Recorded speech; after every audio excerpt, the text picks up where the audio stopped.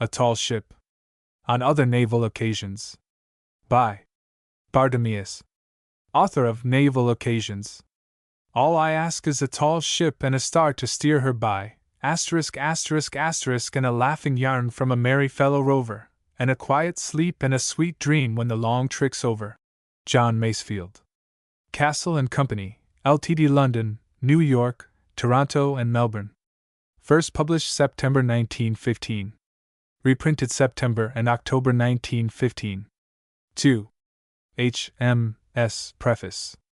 It is almost superfluous to observe that the following sketches contain no attempt at the portrait of an individual. The majority are etched in with the ink of pure imagination. A few are composite, sketches of a large number of originals with whom the author has been shipmates in the past and whose friendship he is grateful to remember. Of these, some, alas, have finished the long trick to them, at no risk of breaking their quiet sleep. Ave at Vale.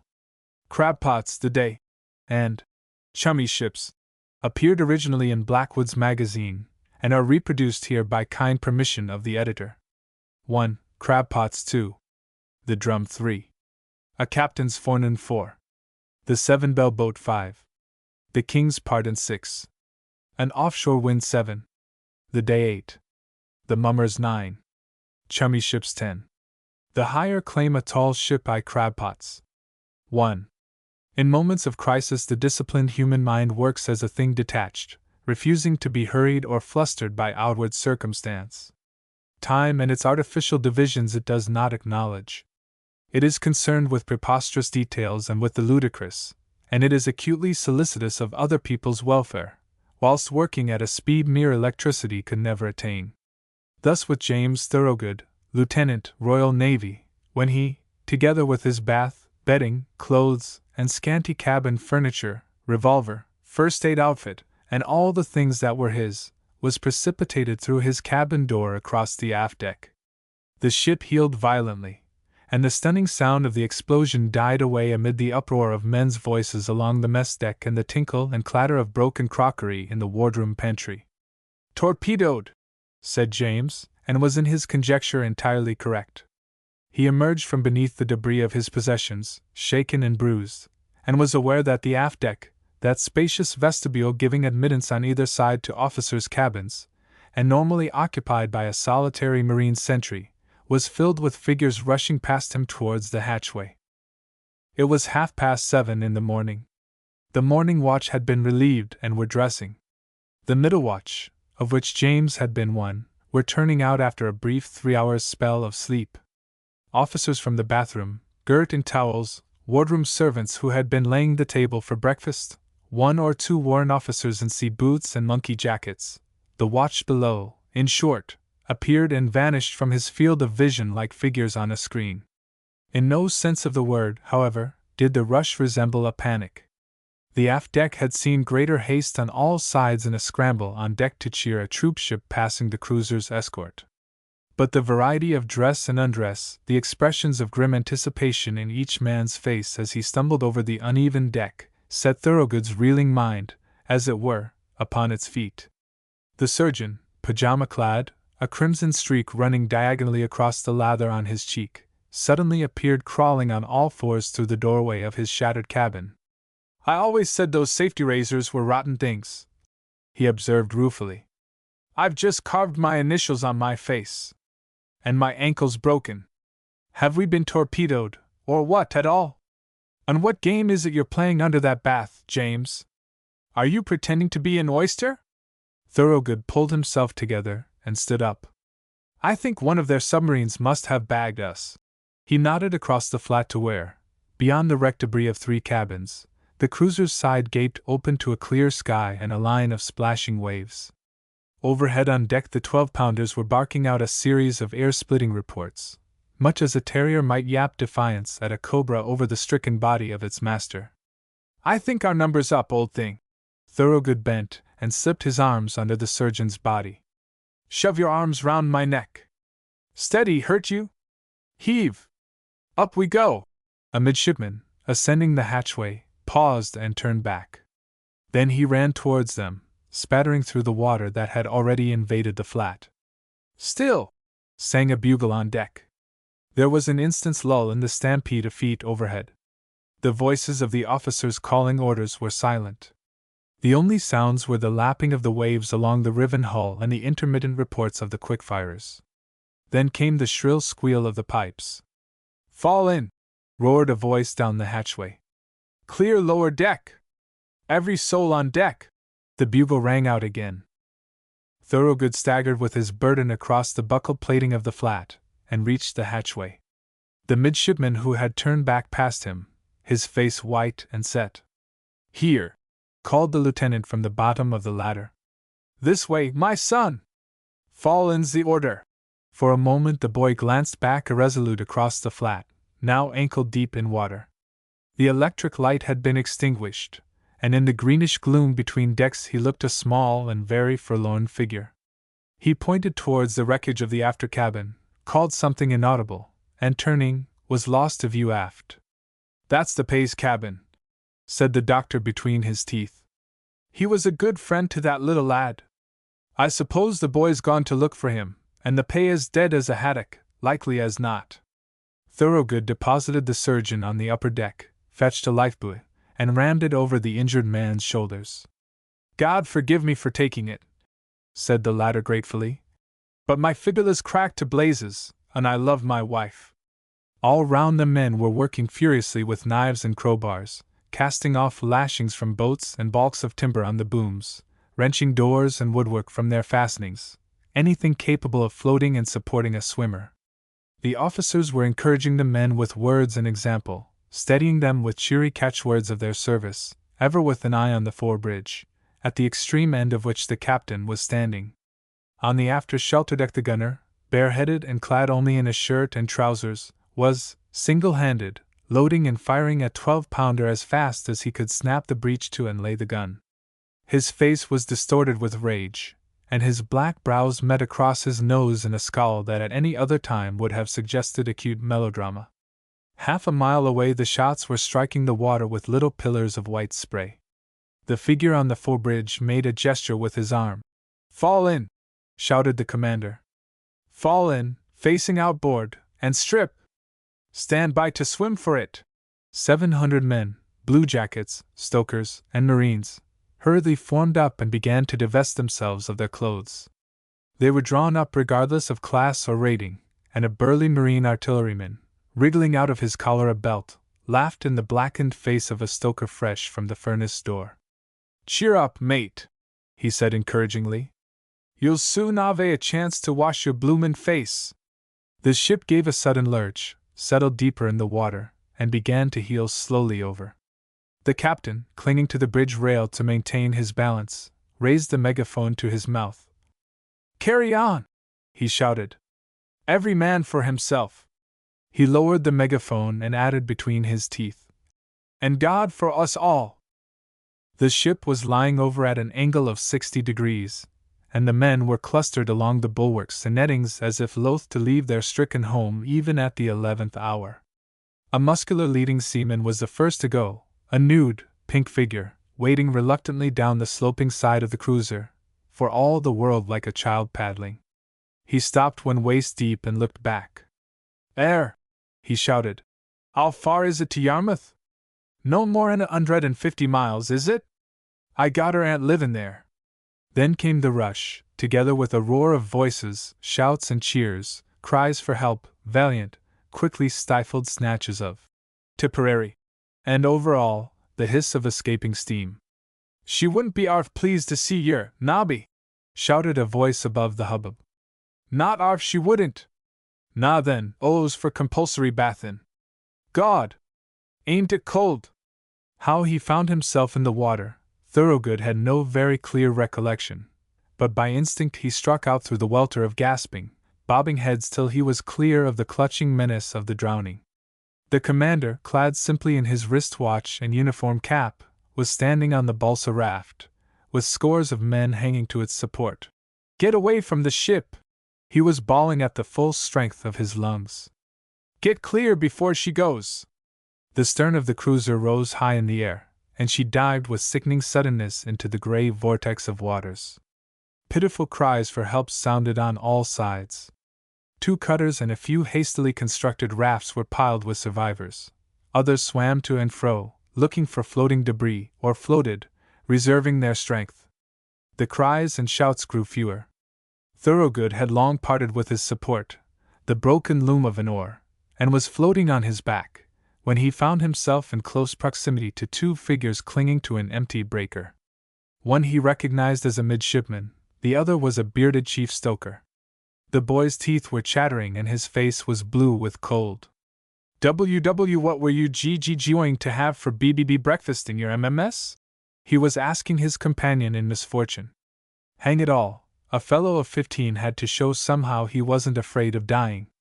"Kippers," replied the chief stoker, recognizing his part, and playing up to it manfully.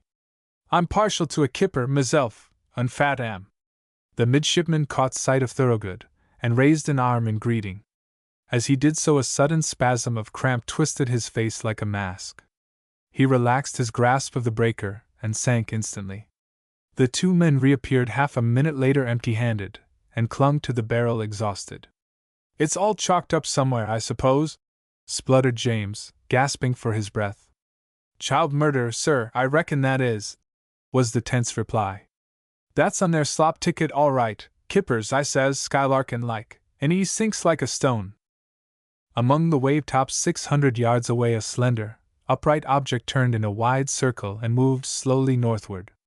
To the south a cluster of smoke spirals appeared above the horizon, growing gradually more distinct. The party in one of the cutters raised a wavering cheer. "Cheer up for Chatham!" shouted a clear voice across the grey waste of water. "Here come the destroyers! Stick it, my hearties!" After a month's leave, James consulted a specialist. He was a very wise man, and his jerky discourse concerned shocked nerve centers and reflex actions. "That's all right," interrupted the thoroughly startled James, sometime wing 3/4 for the United Services 15. "But what defeats me is not being able to cross a London street without coming over all of a tremble. And when I try to light a cigarette," he extended an unsteady hand. "Look! I'm as fit as a fiddle, really. Only the medical department won't pass me for service afloat. And I want to get back, d'you see? There's a superdreadnought commissioning soon." The specialist wrote cabalistic signs on a piece of paper. "Bracing climate, East Coast for preference. Plenty of exercise. Walk fresh air. Early hours. Come and see me again in a fortnight, and get this made up. That's all right." He waved aside James's proffered guineas. "Don't accept fees from naval or military. Least we can do is to mend you quickly. Morning." James descended the staircase, and passed a tall, lean figure in soiled khaki ascending, whom the public, together with his wife and family, had every reason to suppose was at that moment in the neighborhood of Ypres.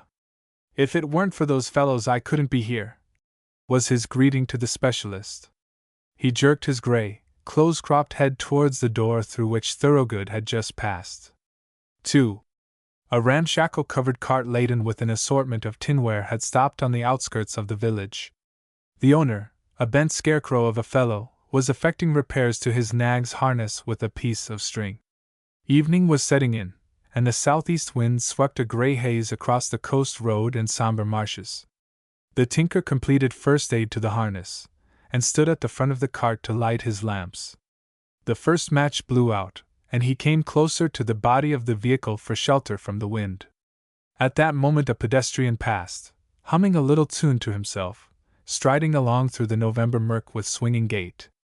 It may have been that his voice, coming suddenly within range of the mare's ears, conveyed a sound of encouragement. Perhaps the lights of the village, twinkling out one by one along the street, suggested stables and a nosebag. Anyhow, the tinker's nag threw her weight suddenly into the collar, the wheel of the cart passed over the tinker's toe, and the tinker uttered a sudden exclamation.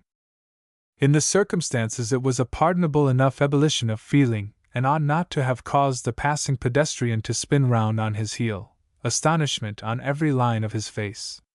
The next moment, however, he recovered himself. "Did you call out to me?" he shouted. The tinker was nursing his toe, apparently unconscious of having given anyone more food for thought than usual. "No," he replied gruffly. "I heard myself." The passerby turned and pursued his way to the village. The tinker lit his lamps and followed. He was a retiring sort of tinker, and employed no flamboyant methods to advertise his wares. He jingled through the village without attracting any customers, or apparently desiring to attract any, and followed the sandy coast road for some miles. At length he pulled up, and from his seat on the off-shaft sat motionless for a minute, listening. The horse, as if realizing that its dreams of a warm stable were dreams indeed, hung its head dejectedly, and in the faint gleam of the lamp its breath rose in thin vapor. The man descended from his perch on the shaft, and, going to his nag's head, turned the cart off the road. For some minutes the man and horse stumbled through the darkness. The cart jolted, and the tin merchandise rattled dolefully. The tinker, true to the traditions of his calling, swore again. Then he found what he had been looking for, an uneven track that wound among the sand dunes towards the shore. The murmur of the sea became suddenly loud and distinct.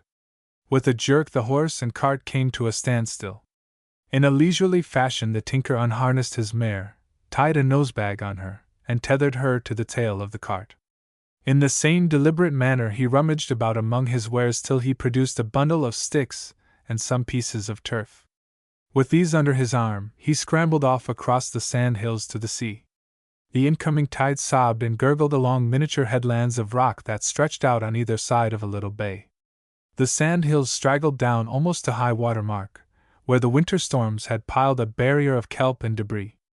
At one place a rough track down to the shingle had been worn in the sand by the feet of fishermen using the cove in fine weather during the summer. The tinker selected a site for his fire in a hollow that opened to the sea. He built a hearth with flat stones, fetched a kettle from the cart, kindled the fire, and busied himself with preparations for his evening meal. This concluded, he laid a fresh turf of peat upon the embers, banked the sand up all round till the faint glow was invisible a few yards distant, and lit a pipe. The night wore on. Every now and again the man rose, climbed a sandhill, and stood listening, returning each time to his vigil by the fire. At length he leaned forward and held the face of his watch near the fire glow. Apparently the time had come for action of some sort, for he rose and made off into the darkness. When he reappeared he carried a tin pannikin in his hand, and stood motionless by the fire, staring out to sea. 10 minutes he waited, then, suddenly, he made an inaudible observation. A light appeared out of the darkness beyond the headland, winked twice, and vanished. The tinker approached his fire and swillied something from his pannikin on to the glowing embers. A flame shot up about 3 feet, and died down, flickering. The tin contained paraffin, and 3 times the tinker repeated the strange rite. Then he sat down and waited. A quarter of an hour passed before something grated on the shingle of the beach, scarcely perceptible above the lap of the waves. The tinker rose to his feet, shoveled the sand over the embers of his fire, and descended the little path to the beach. The night was inky dark, and for a moment he paused irresolute. Then a dark form appeared against the faintly luminous foam, wading knee-deep and dragging the bows of a small skiff towards the shore. The tinker gave a low whistle, and the waiter paused. "Fritz," he said guardedly. "Ja! Here!" replied the tinker, advancing. "Gott sei Dank," said the other. He left the boat and waded ashore. The 2 men shook hands. "Where's the cart?" asked a low voice in German. "Among the sand hills. You will want assistance. Have you more than one with you in the boat?" "Yes." The newcomer turned and gave a brusque order. Another figure waded ashore and joined the 2 men, a tall, bearded fellow in duffel overalls. As his feet reached the sand he spat ostentatiously. The tinker led the way to the cart. "It is dark," said the first man from the sea. "How many cans have you got?" 48. "I could get no more without exciting suspicion. They have requisitioned one of my cars as it is." The other gave a low laugh. "What irony! Well, that will last till Friday. But you must try and get more then. I will be here at the same time. No, the tide will not suit. At 8 a.m. we can come inside then. Did you remember the cigarettes? Yes. The tinker climbed into the cart and handed a petrol tin down to the speaker. "EIN," he said. "Count them," and lifted out another. "Zwei." The third man, who had not hitherto spoken, received them with a grunt, and set off down to the boat with his burden. 8 times the trio made the journey to and from the beach. 3 times they waited while the tiny collapsible boat ferried its cargo out to where, in the darkness, a long, black shadow lay, with the water lapping round it, like a partly submerged whale. The last time the tinker remained alone on the beach. He stood a while staring out into the darkness, and at length turned to retrace his steps. As he reached the shelter of the sand dunes, a tall shadow rose out of the ground at his feet, and the next instant he was writhing on his face in the grip of an exceedingly effective neck and arm lock. "If you tried to kick my Pippin," said the excited voice of James Thorogood, "I shall simply break your arm, so—" The face in the sand emitted a muffled squawk. "Keep still, then." The 2 men breathed heavily for a minute. "Don't swear either. That's what got you into this trouble, that deplorable habit of swearing aloud in German. But I will say, for a tinker, you put a very neat West Country whipping on that bit of broken harness. I've been admiring it. Didn't know they taught you that in the German Navy. Don't wriggle." 3. James Thorogood, retaining a firm hold on his companion's arm, bent down and gathered a handful of loose earth from a flower bed at his feet. The moonlight, shining fitfully through flying clouds, illumined the face of the old house and the 2 road-stained figures standing under its walls. It was a lonely, rambling building, partly sheltered from the prevailing wind by a clump of poplars, and looking out down an avenue bordered by untidy rhododendrons. "Won't Uncle Bill be pleased?" said James, and flung his handful of earth with relish against one of the window panes on the first floor. He and his captive waited in silence for some minutes, then he repeated the assault. Soon a light wavered behind the curtains, the sash lifted, and a head and shoulders appeared. "Hello," said a man's voice. "Uncle Bill," called James. There was a moment's silence. "Well?" said the voice again, patiently. "Uncle Bill. It's me, Jim. Will you come down and open the door? And don't wake Janet, whatever you do." Janet was the housekeeper, stone deaf these 15 years. The head and shoulders disappeared. Again the light flickered, grew dim, and vanished. "This way," said James, and led his companion round an angle of the house into the shadow of the square Georgian porch. The bolts were being withdrawn as they reached the steps, and a tall, gray-haired man in a dressing gown opened the door. He held a candle above his head and surveyed the wayfarers through a rimless monocle. "Didn't expect you till tomorrow," was his laconic greeting. "Brought a friend?" "He's not a friend exactly," said James, pushing his companion in through the door, and examining him curiously by the light of the candle. "But I'll tell you all about him later on. His name's Fritz. D'you mind if I lock him in the cellar?" "Do," replied Uncle Bill dryly. He produced a bunch of keys from the pocket of his dressing gown. "It's the thin brass key. There's some quite decent brandy in the farthest bin on the right-hand side, if you're thinking of making a night of it down there. Take the candle. I'm going back to bed." "Don't go to bed," called James from the head of the stairs. "I want to have a yarn with you in a minute. Light the gas in the dining room." 5 minutes later he reappeared carrying a tray with cold beef, bread, and a jug of beer upon it. Uncle Bill stood in front of the dead ashes of his hearth considering his nephew through his eyeglass. "I hope you made, Fritz comfortable? You look as if you had been doing a forced march. Nerves better?" James set down his empty glass with a sigh and wiped his mouth. "As comfortable as he deserves to be. He's a spy, Uncle Bill. I caught him supplying petrol to a German submarine." "Really?" said Uncle Bill, without enthusiasm. "That brandy cost me 180s. A dozen. Wouldn't he be better in a police station? Have you informed the Admiralty?" "I venerate the police," replied James flippantly, "and the Admiralty are as a father and mother to me, but I want to keep this absolutely quiet for a few days, anyhow, till after Friday." I couldn't turn Fritz over to a policeman without attracting a certain amount of attention. Anyhow, it would leak out if I did. I've walked 18 miles already since midnight, and it's another 59 to the Admiralty from here. Besides, unless I disguise Fritz as a performing bear, people would want to know why I was leading him about on a rope's end. Start at the beginning, interrupted Uncle Bill wearily, and explain, avoiding all unnecessary detail. So James, between mouthfuls, gave a brief resume of the night's adventure, while Sir William Thorogood, professor of chemistry and advisor to the Admiralty on submarine explosives, stood and shivered on the hearthrug. And it just shows, concluded his nephew, what a 3-hour swim in the North Sea does for a chap's morals. He eyed his Uncle Bill solemnly. I even chucked the fellow's seamanship in his teeth. Sir William polished his eyeglass with a silk handkerchief and replaced it with care. Did you? He said. 4. A squat tub of a boat, her stern piled high with wicker crab pots, came round the northern headland and entered the little bay. The elderly fisherman who was rowing rested on his oars and sat contemplating the crab pots in the stem. A younger man, clad in a jersey and sea boots, was busy coiling down something in the bows. How about this spot?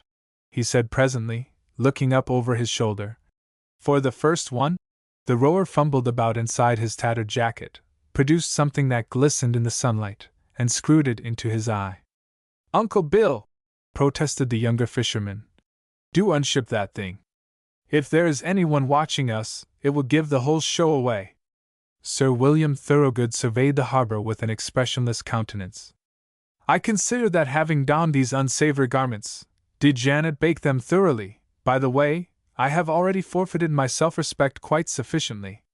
How much of the circuit have you got off the drum? 6 fathoms. That's enough for the first, then. The speaker rose, lifted a crab pot with an effort, and tipped it over the side of the boat. The cable whizzed out over the gunwale for a few seconds and stopped. Uncle Bill resumed paddling for a little distance, and repeated the maneuver 8 times in a semicircle round the inside of the bay, across the entrance.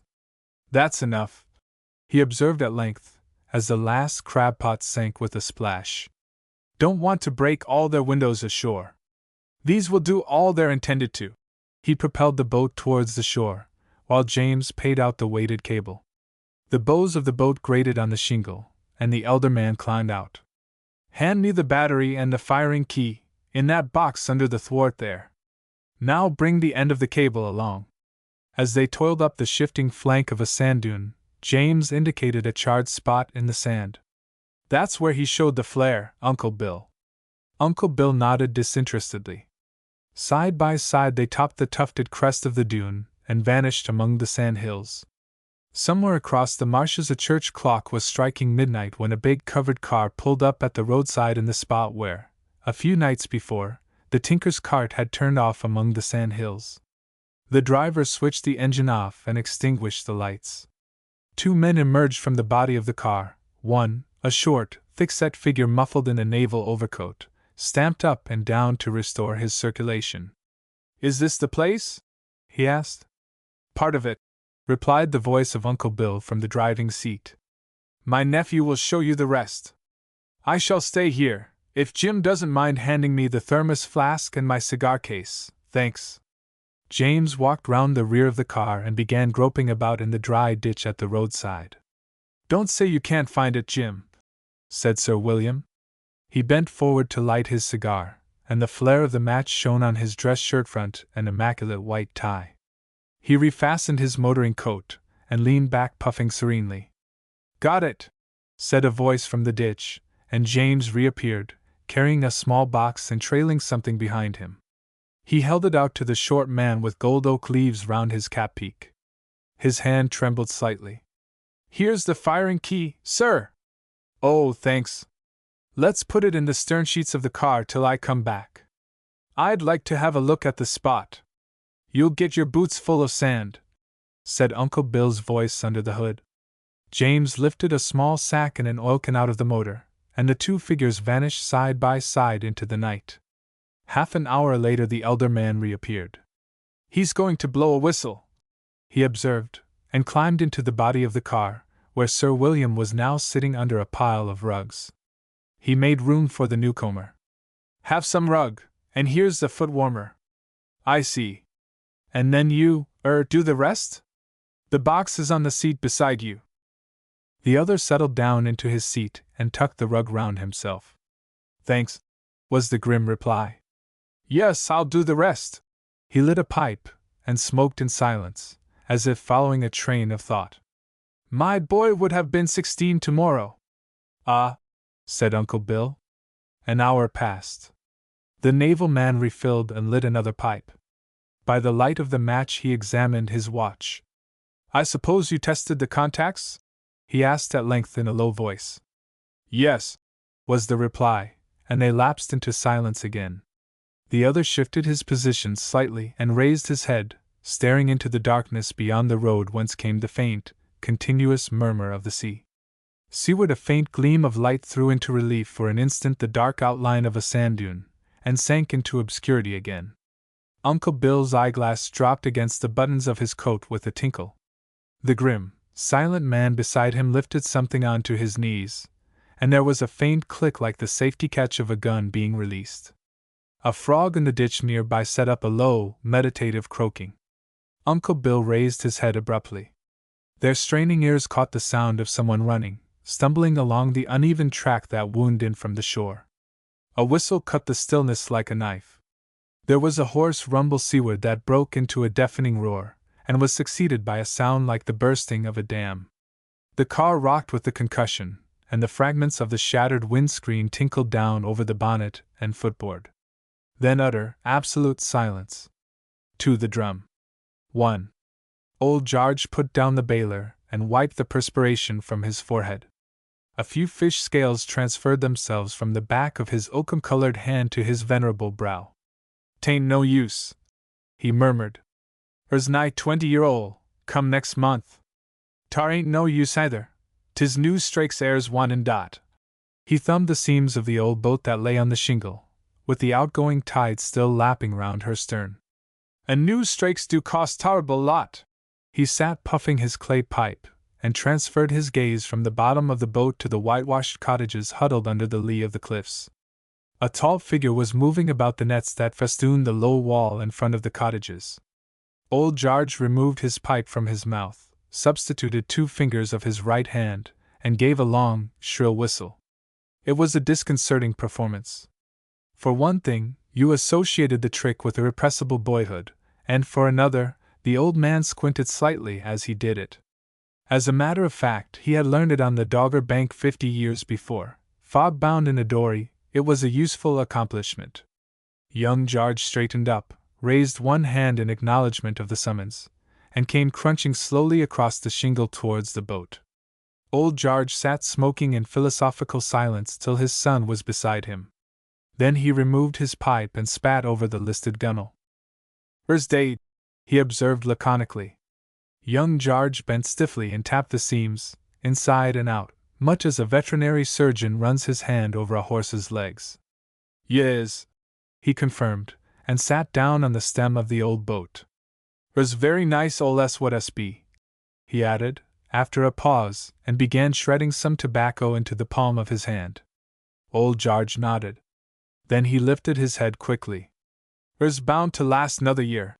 For the first time there was concern in his voice. Adversity does not grip the mind of the Cornish fisherfolk suddenly.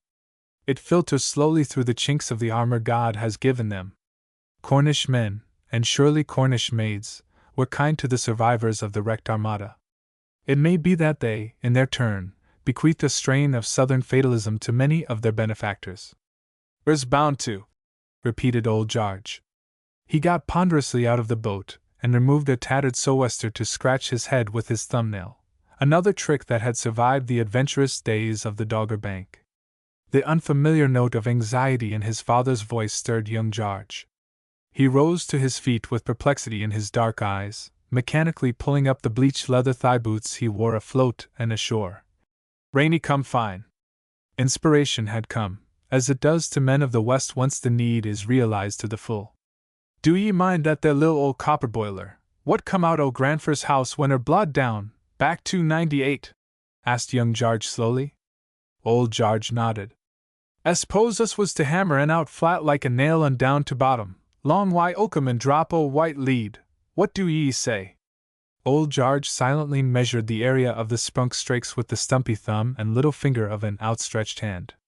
Then he puckered his forehead and stared out to sea, apparently making mental calculations connected with the lil' old copper boiler. Yes. He replaced the piece of perished tarpaulin that had once been a sou'wester on his head, and set off slowly across the shingle towards the village. Young Jarge followed, staring at his boots as he walked. "Us LL hammerin' out after tea," said old Jarge over his shoulder.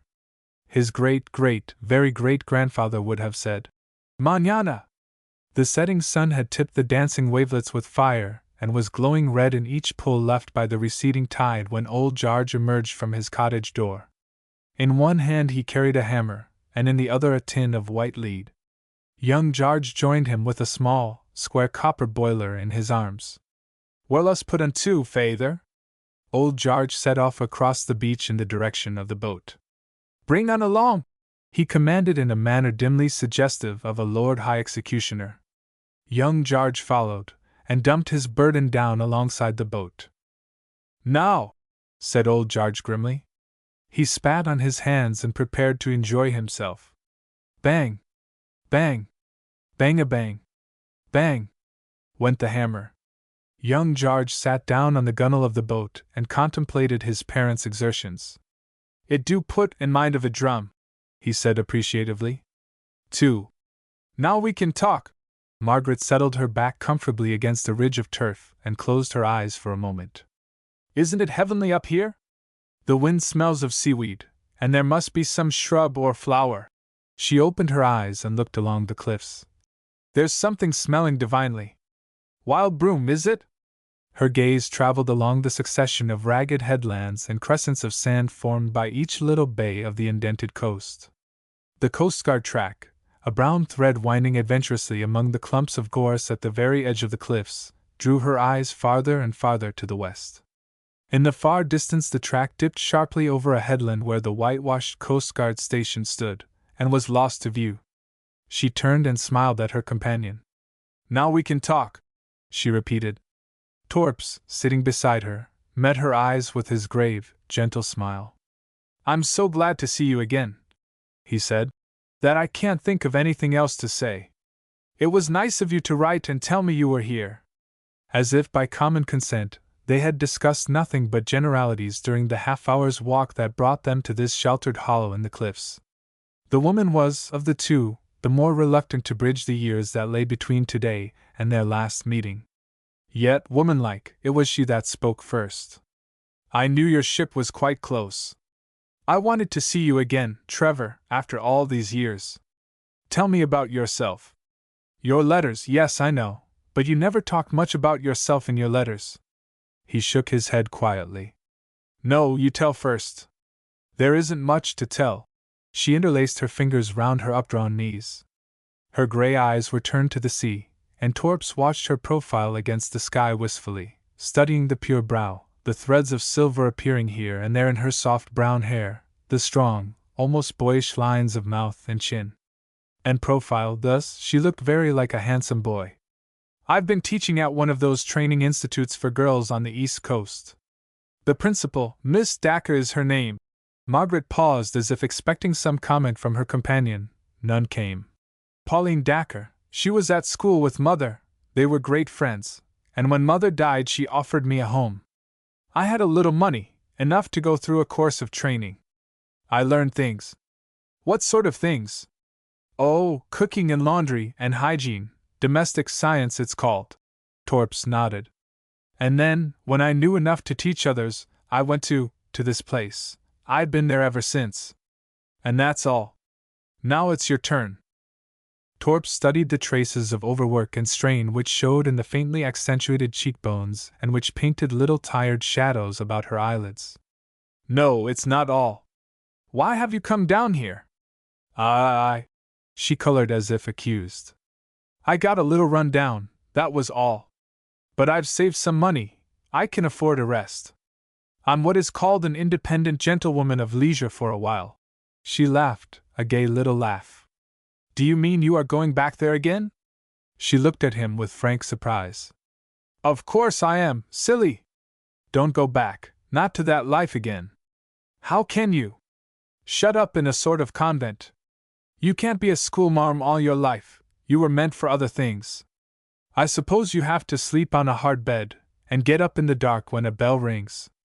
There aren't any carpets, and they don't give you enough to eat, as likely as not. Margaret, why should you? It's the sort of work anyone can do teaching kids to mangle. But what do you think I am going to do with the remainder of my days? Crochet? Embroider slippers for the curate? Trevor, you wouldn't like me to come to that in my old age, would you? She spoke with gentle banter, as if to fend off something she feared. Had Torps known it, she was fencing for the happiness of them both. He shook his head gravely. I hoped, because you had written to me, that you weren't going back. His thin, strong hand closed over hers, resting on the turf between them. He bent his head as if considering their fingers. Margaret, dear. Ah, Trevor, please don't. Not again. I thought all that was dead and buried years ago. And do you really think? She smiled a little sadly. If things were different, that I should have written to ask you to meet me today? Have you learned so little of women in all these years? There was something besides sadness in her eyes now, a wistful, half-maternal tenderness. He raised his head. I've learned nothing about women, Margaret, but what I learned from you. She gently withdrew her hand. Trevor, we're not children any longer. We're older and wiser. We're older, yes. But I don't see what that has to do with it, except that my need is greater. I'm a little lonelier. There's never been anyone but you. I've never looked across the road at a woman in my life, except you. I know we're not children, and for that reason we ought to know our own minds. Do you know yours, Margaret? Margaret bowed her head, collecting her thoughts and setting them in order, before she answered. It isn't easy to say what I have to say. You must be patient, generous, as you can be, Trevor, of all the men I know. She hesitated and colored again a little. You say you want me. If there were no one else who I thought had a greater claim, you should. No, hush! Listen, dear, I would give you what you want, gladly, oh, gladly. But the children need me, my influence. Miss Dacre said it is doing the highest service one could for the Empire. Theirs is the higher claim. Can you understand? Oh, can you? Torps made no reply, staring out to sea with somber eyes. Gaining confidence with his silence, she continued the shy unfolding of her ideals. Nothing is too good for boys, no training is high enough, because they are to be the builders and upholders of our empire. Don't you think that little girls, who are destined some day to be the mates of these boys, should be prepared in a way that will make them worthy of their share of the inheritance? They have to be taught ideals of honor and courage and intelligent patriotism, so that they can help and encourage their men in years to come. They must learn to cook and sew, learn the laws of nature and hygiene, so that they can make the home not an habitation enforced, as it is for so many women, but a place where they may with all honor bring into the world other little girls and boys. She drew her breath quickly. Ah, that is not a thing anyone can do, teaching all that. It must be someone who gives all, and who gives herself gladly, as I have. Torps turned his head as if to speak, but checked himself. Don't think I am setting myself upon a pedestal. Don't think my heart is too anemic to care for you, and that I am trying to shelter myself behind talk of a life's mission. Oh, she cried. Be generous. Don't try to make it harder. She leaned towards him a little as he sat with lowered eyes. This is a time of grave anxiety, isn't it? She continued gently, as if explaining something to an impatient child. You naval men ought to know. There is talk of war everywhere, of war with Germany. They say we are on the brink of it today. Torps nodded. Supposing it came now, and you were recalled. How do they recall you? Sound a bugle, beat a drum? Torps smiled faintly. Something of the sort. No, not a drum, a bugle, perhaps. Well, we'll suppose it is a drum.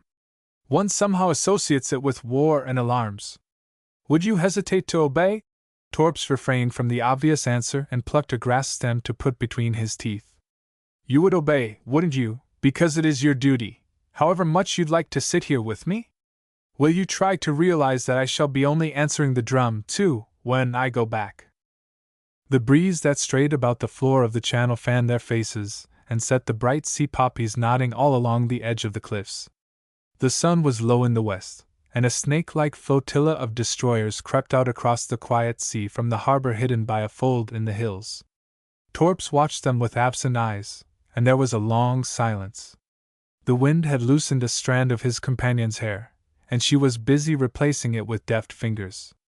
"Margaret," he replied at last, "you said just now that I understood very little about women. I think you are right. Perhaps if I understood more I might know how to muffle the drum so that you wouldn't hear it. I might have learned to pipe a tune that would make you not want to hear it. I don't know. But I accept all you say, although deep down in my heart I know you are wrong. There will come a day when you, too, will know you are wrong. I shall come back then. Until then, since I must..." He smiled in a whimsical, sad way that somehow relaxed the tension. "I lend you to the children." She returned his smile quite naturally, with relief in her eyes. "Dear Trevor, yes, because they need me so. Believe me, I am not wrong, and we keep our friendship still, sweet and sane." She broke off suddenly and raised a slim forefinger, holding her head sideways to listen, the way women and birds and children seem to hear better. "Hark! Did you hear? How odd! Listen, Trevor!" Torps brought himself back with an effort. "Hear what?" "Listen." He listened. "I can hear the waves along the shingle." "No, no. There, now." "Oh. Yes, I can hear. It sounds like a drum. Trevor, it is a drum, somewhere out at sea. How odd when we were just talking about drums. Hush! Oh, do listen." The sound, borne to them on the light wind, seemed to grow nearer, then it waned till they could scarcely catch the beats. Anon it swelled louder, the unmistakable dub, dub, rub-a-dub, dub, dub, dub, dub, of a far-off drum. Margaret shook his sleeve. "Of course it's a drum. It can't be anything else, can it?" "It's Drake's drum," he replied, with mock solemnity. "There's a legend in the West Country, you know." "I know." She nodded, bright-eyed with interest, and rose to a kneeling position to gaze beneath her palms out towards the west. The sun had set, and a thin gray haze slowly veiled the horizon. Already the warm afterglow was dying out of the sky. "He has quit the port of heaven," she quoted half seriously, playing with superstition as only women can. "And he's drumming up the channel. They say it foretells war, that noise." Margaret gave a little shiver and rose to her graceful height, extending both her ringless hands to him. "It's getting chilly, come!" Torps rose to his feet, too, and for a moment faced her, with his grave, patient eyes on hers. For the first time she noticed that his hair was going gray about the temples, and, had he known it, Margaret came very near to wavering in that moment. Perhaps he did realize, and with quick, characteristic generosity helped her. "I think I understand," he said. "Something of their need, the need of the children for such as you." It. He turned abruptly towards the sea. The noise that resembled a distant drum had ceased, and there was only the faint surge of the waves on the beaches far below. It was the only sound in all the land and sea. In the whitewashed Coast Guard station a mile away the bearded occupant on duty was finishing his tea. The skeleton of a herring lay on the side of his plate, the center of which the boatman was scouring with a piece of bread, preparatory to occupying it with damson jam, when the telephone bell rang. A man of economical habits, he put the bread in his mouth, and rising from the table, picked up the receiver. "Portree Signal Station, yes." "Oh? Yes." He stood motionless with the receiver to his ear, his jaws moving mechanically about the last of the piece of bread. Outside the little room the wind thrummed in the halyards of the signal mast. The clock over the desk ticked out the deliberate seconds. A cat, curled up by the window, rose, stretching itself, and yawned. "Prepared to mobilize. All officers and men are recalled from leave. Detailed orders will follow." "Right. Goodbye." He replaced the receiver and rang off. Then, still masticating, he executed a species of solemn war dance in the middle of the floor. "Crikey!" he said aloud. "That means war, that do! Bloody war!" He snatched up a telescope and ran outside, still talking aloud to himself after the manner of men who live much alone. "I see a bloke and his young woman along there this afternoon. I'd ha' said he was a naval orficer if anyone was to ask me." He scanned the hills through his glass for a moment, and then set off along the track that skirted the edge of the cliffs. Margaret saw him first, a broad, blue-clad figure, threading his way among the furze bushes. "And you won't be unhappy, will you, Trevor?" she was saying. "You will understand, you." She broke off to watch the Coast Guard hurrying towards them. "Does that sailor want to speak to us, do you think? He seems in a great hurry." Torp stood at her side staring. The Coast Guard drew near, wiping his face with a vast blue and white spotted handkerchief, for he had been running. "Beg pardon, sir," he called as he came within earshot. "But would you be a naval officer?" "I am," replied Torps. "Why?" The man saluted. "There's a telephone message just come through, sir. Prepare to mobilize. All officers and men are recalled from leave." Torp stared at him. "Where did it come from, the message?" "From the port, sir. I was to warn anyone I saw out this way." "Right, thank you. I'm going back now." He turned towards Margaret. "Did you hear that?" There was a queer note of relief in his voice. "Yes," she replied quietly. "The drum. 3 a captain's forenoon." The captain came out of his sleeping cabin as the last chord of the national anthem died away on the quarterdeck overhead with the roll of kettledrums. "Carry on!" sang the bugle, and the ship's company, their animations suspended while the colors crept up the jackstaff, proceeded to breakfast and clean. The signalman whose duty it was to hoist the ensign at 8 a.m. turned up the halyards to his satisfaction, and departed forward in the wake of the band. The captain had cleaned already, and his breakfast was on the table in his fore cabin. He sat down, glanced at the pile of letters beside his plate, propped the morning paper against the teapot, and commenced his meal. He ate with the deliberate slowness of a man accustomed to having meals in solitude, who has schooled himself not to abuse his digestion. As he ate, his quick eye traveled over the headlines of the paper, occasionally concentrating on a paragraph here and there. 10 minutes sufficed to give him a complete grasp of the day's affairs. The naval appointments he read carefully. His memory for names and individuals was unfailing. He never forgot anyone who had served under his command, and followed the careers of most with interest. His daily private correspondence, which was large, testified to the fact that not many forgot him. Breakfast over, he laid aside the paper, lit a cigarette, and turned over the little pile of letters, identifying the writers with a glance at the handwriting on each envelope. Only one was unknown to him, that he placed last, and carried them into the after cabin to read, leaning his shoulder against the mantel of the tiled and brass-bound fireplace. The first letter he opened was from his wife, and in consequence, its contents were nobody's affair but his own. He read it twice, and smiled as he returned it to the envelope. The next, written on thick notepaper stamped with the Admiralty crest, he also read twice, and mused a while. Apparently this also was nobody's concern but his, for, still deep in thought, he tore it up and put the pieces in the fire before taking up the third. This was an appeal for assistance from a former watchkeeper who aspired to the Flying Corps. The next was also a request for assistance from a young officer, who, having recently taken a wife to his bosom, apparently considered the achievement a qualification for the command of one of H.M. torpedo boat destroyers. The captain rubbed his chin thoughtfully. "I sent him a silver photograph frame. He'll want me to be godfather next." He occasionally spoke aloud when alone. An appeal for funds for a memorial to someone or another followed. Then 2 advertisements from wine merchants and a statement of his account with his outfitter were consigned in turns into the fire. The last envelope, in the unknown hand, he scrutinized for a moment before opening. The postmark was local, the calligraphy illiterate. He opened the letter and read it with an inscrutable face.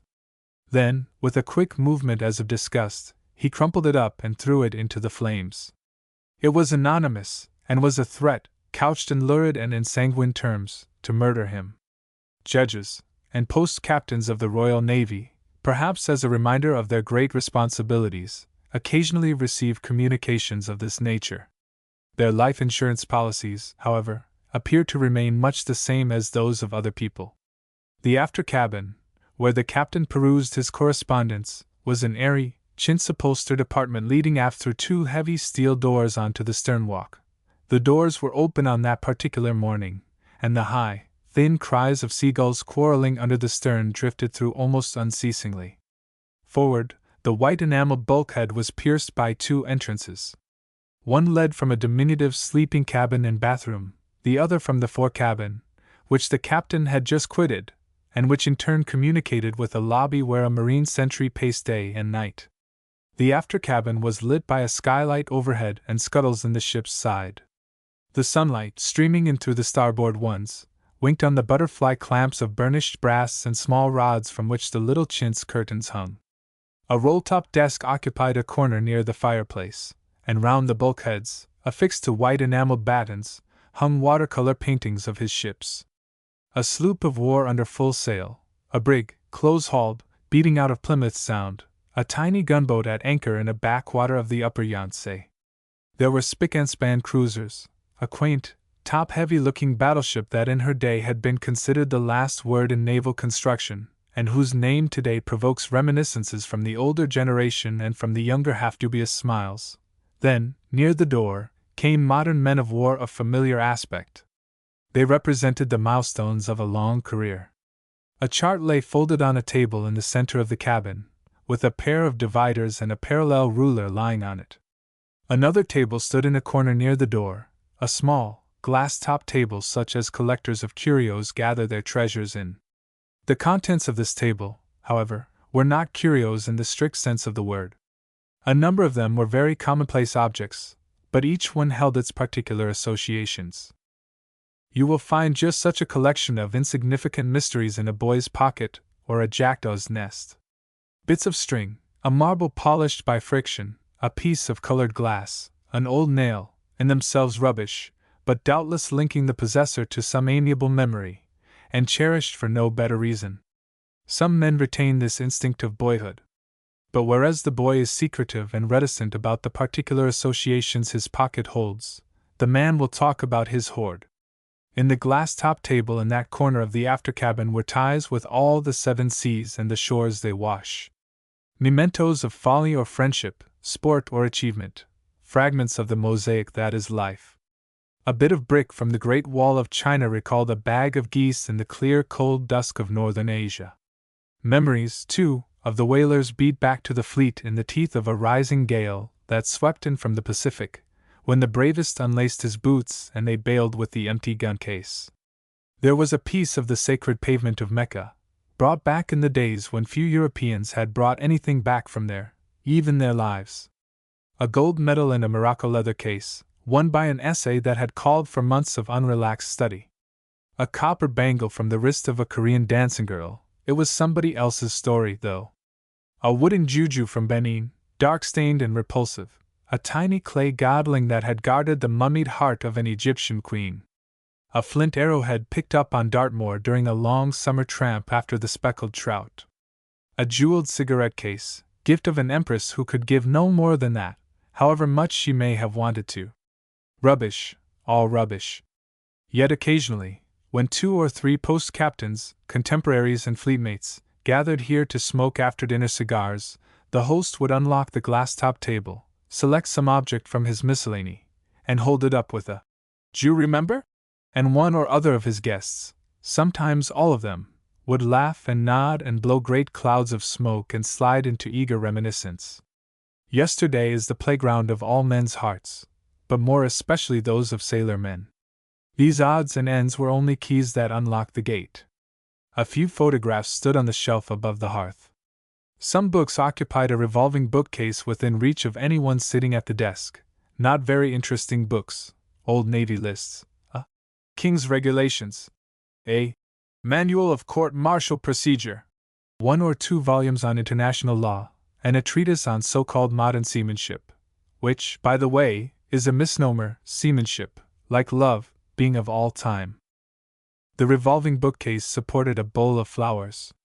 The captain's coxswain had personally arranged them that morning, had, in fact, had a slight difference of opinion with the captain's valet, conducted sotto voce, over the method of their arrangement.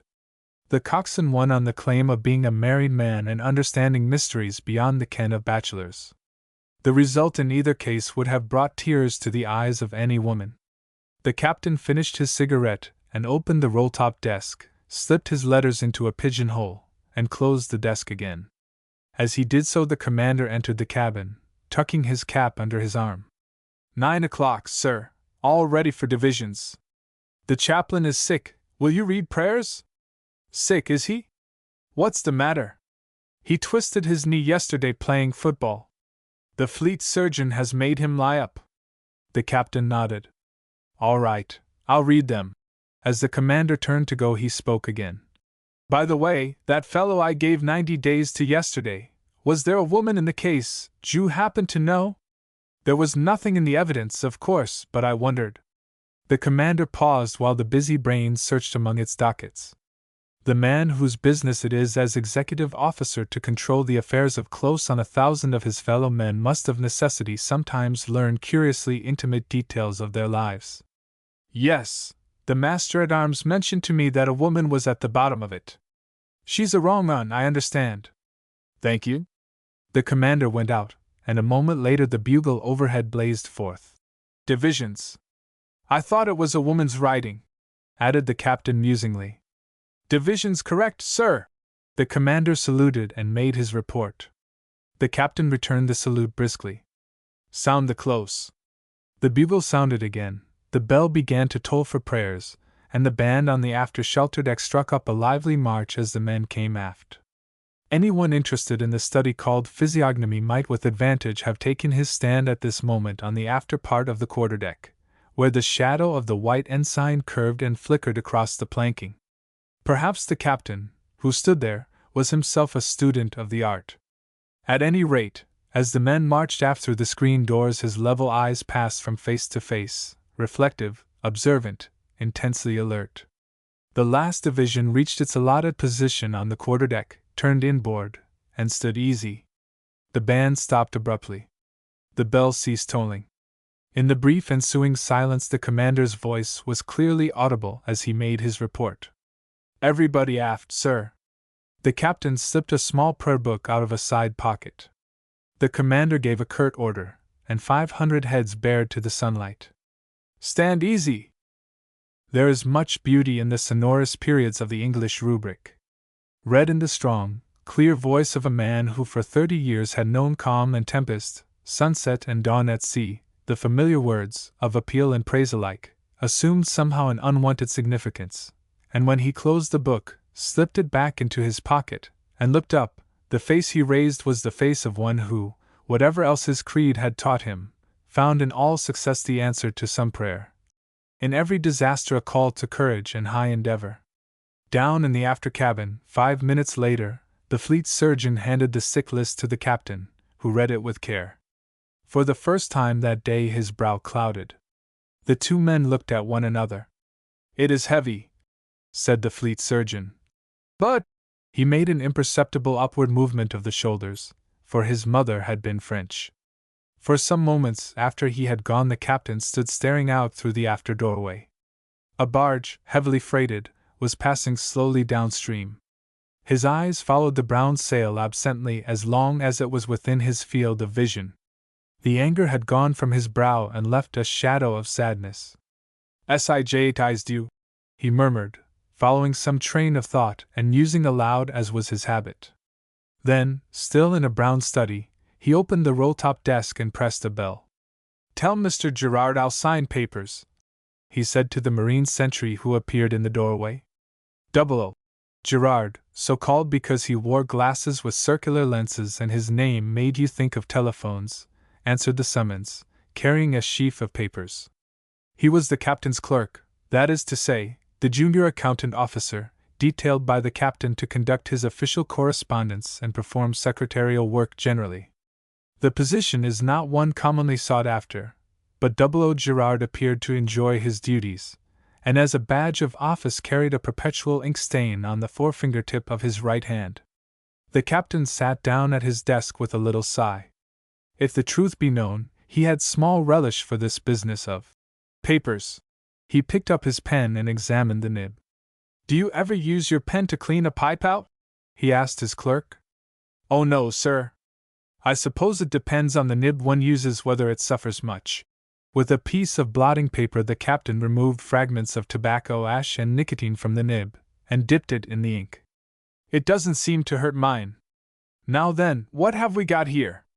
A quarter of an hour later he pushed aside the last of the pile of documents, and lit a cigarette with the air of a man who had earned a smoke. "Any defaulters?" "No, sir, none for you today." "Humph! Tell the commander I'll buy him a pair of white kid gloves when I go ashore." "Request men?" His clerk placed a book upon the desk open at a list of names. The captain ran down them with a pencil. "Badges, all entitled?" "Stop allotment. Who does he allot to?" "Mother?" "Restoration to first class for leave. To be rated leading seaman, Jones." "Jones? Oh, yes, I know, youngster in the quarterdeck division with a broken nose. The commander spoke to me about him." The pencil slowly descended to the bottom of the page, ticking off each man's request as it was gone into and explained. He stopped at the last one. "To see captain about private affairs. What's his trouble?" "I don't know, sir. He put in his request to see you through the master at arms. He didn't say what it was about." The captain closed the book. "All seamen, eh? No marine request men?" "No, sir." "Right. I'll see 'em at 11. The clerk gathered the papers together and departed. As he went out there was a tap at the door. The captain frowned. The tap was repeated. "Don't knock," he called out. "If you've got anything to report, come in and report it." The chief yeoman of signals entered with an embarrassed air. He was new to the ship, and, as everyone knows, all captains have their little peculiarities. Here he was up against one right away. He never had much luck. "I don't want anyone to knock when they come into my cabin on duty. I'm not a young woman in her boudoir." "Aye, sir," said the chief yeoman. "Signal log, sir." "Don't forget now," counseled the master-at-arms to the request men fallen in on the starboard side of the quarterdeck. "When your names is called out, step smartly up to the table, and keep your caps on. You salutes when you steps up to the table and when you leaves it." The request men, who had heard all this a good many times before, sucked their teeth in acquiescence. The captain was walking up and down the other side of the deck talking to the commander. They turned together and came towards the table. The captain's clerk opened the request book and laid it before the captain. "Herbert Reynolds," intoned the master-at-arms in a stentorian voice. "Able seaman. Requests award of first good conduct badge." The captain put his finger on the first name at the top of the page, glanced keenly at the applicant, and nodded. "Granted. Granted," echoed the chief of police, and able seaman Reynolds departed with authority to wear on his left arm the triangular red badge that vouched to his exemplary behavior for the last 3 years. 5 others followed in quick succession with similar requests, and trotted forward again at a dignified and amiable gait through the screen door. "To stop allotment." The captain raised his head. "Who do you allot to?" "Me mother, sir." "Doesn't she want it?" The request man was a young stoker, little more than a boy, and his eyes were troubled. "She don't deserve it," he replied. "She drinks, sir. I got letters from FRNs." He thrust his hand inside the breast of his jumper and produced his sad evidence. A letter from a clergyman, 1 or 2 from lay workers in some north country slum, and 1 from his mother herself, an incoherent, abusive scrawl, with liquor stains still upon the creased paper. "I send her my 'arf pay reg'lar ever since I were in the Navy, sir. But she ain't goin' ter 'ave no more." He made the statement without heat or sorrow. "Stopped," said the captain, with a nod. "Allotment stopped," repeated the master-at-arms, and the allotter passed forward out of sight to whatever destiny awaited him. "To be rated leading seaman, sir." A tall, young able seaman stepped forward and fixed eyes of a clear blue on the captain's face. The captain met his gaze, and for a moment threw all the weight of 30 years' experience of men into the scales of judgment. "There is a vacancy for a leading seaman's rate in the ship," he said. "The commander has recommended you for it. You're young. Keep it. Rated leading seaman, 'bout turn." The newly created leading seaman, whose nose was a reminder of the vagaries of the main sheet block of a cutter when going about, flushed with pleasure and turned smartly on his heel. The vacant rate was due to a lapse from rectitude on the part of one Biggers, leading hand of the quarterdeck, who had returned from leave with a small flat flask tucked inside his collar belt. The flask contained whiskey, and had been thrust there by a friend ashore in an access of maudlin goodfellowship on parting. The night had been a convivial one, and leading seaman Biggers overlooked the gift until, coming on board, the keen-eyed officer of the watch drew his attention to it. He paid for the misplaced generosity of his well-wisher with his killick. 1. He happened, moreover, to be employed in coiling down a rope, in the capacity he had reverted to, while his supplanter received the rating, but he eyed the ceremony stoically and without resentment. He had failed, and of his less frail brethren, another was raised up in his stead. It was the immutable law. To be restored to the first class for leave. A stout able seaman stepped forward, and from force of a habit engendered by long familiarity with the etiquette of the defaulter's table, removed his cap. "Put your cap on," added the master-at-arms in a fierce undertone. The suppliant deftly replaced his cap. As he did so, a packet of cigarettes, a skein of darning worsted, and a picture postcard, depicting a stout lady in a pink costume surf bathing, fell out onto the deck in the manner of an unexpected conjuring trick. An attendant ship's corporal retrieved them, while the conjurer affected an air of complete detachment. The captain glanced at the conduct book. "Clean sheet? Right, restored to the first class. And see if you can't stop in it this time." The stout one made guttural noises in his throat intended to convey assurances of future piety, and departed with an expression that suggested a halo had not only descended upon his head, but had been crammed inextricably over his ears. The last request man, the man with private affairs, was a small leading stoker with a face seamed by innumerable tiny wrinkles. His skin resembled a piece of parchment that somebody had crumpled in a fit of petulance, and made a half-hearted attempt to smooth out again. Even his ears were crumpled. His brown eyes, big and sad, were like the eyes of a suffering monkey. The commander interposed with an explanation. "This man wishes to see you about a private matter, sir." The captain made a little gesture with his hand, and the small group of officers and ship's police near the table stepped back a few paces out of earshot. The commander, perhaps the busiest man on board, snatched a moment's respite to confer with the carpenter, who had been hovering round waiting for his opportunity. The master-at-arms was standing by the bollards alternately sucking a stump of pencil and making cryptic notations in his request book. The two ship's corporals had removed themselves with great delicacy of feeling to the screen door, where in an undertone they settled an argument as to whose turn it was to make out the leave tickets. The captain's clerk became interested in the progress of work in an ammunition lighter alongside.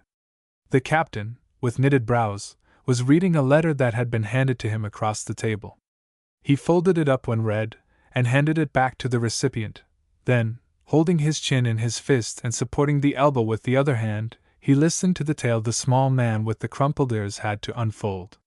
It was an old tale, old when Helen first met the eyes of Paris.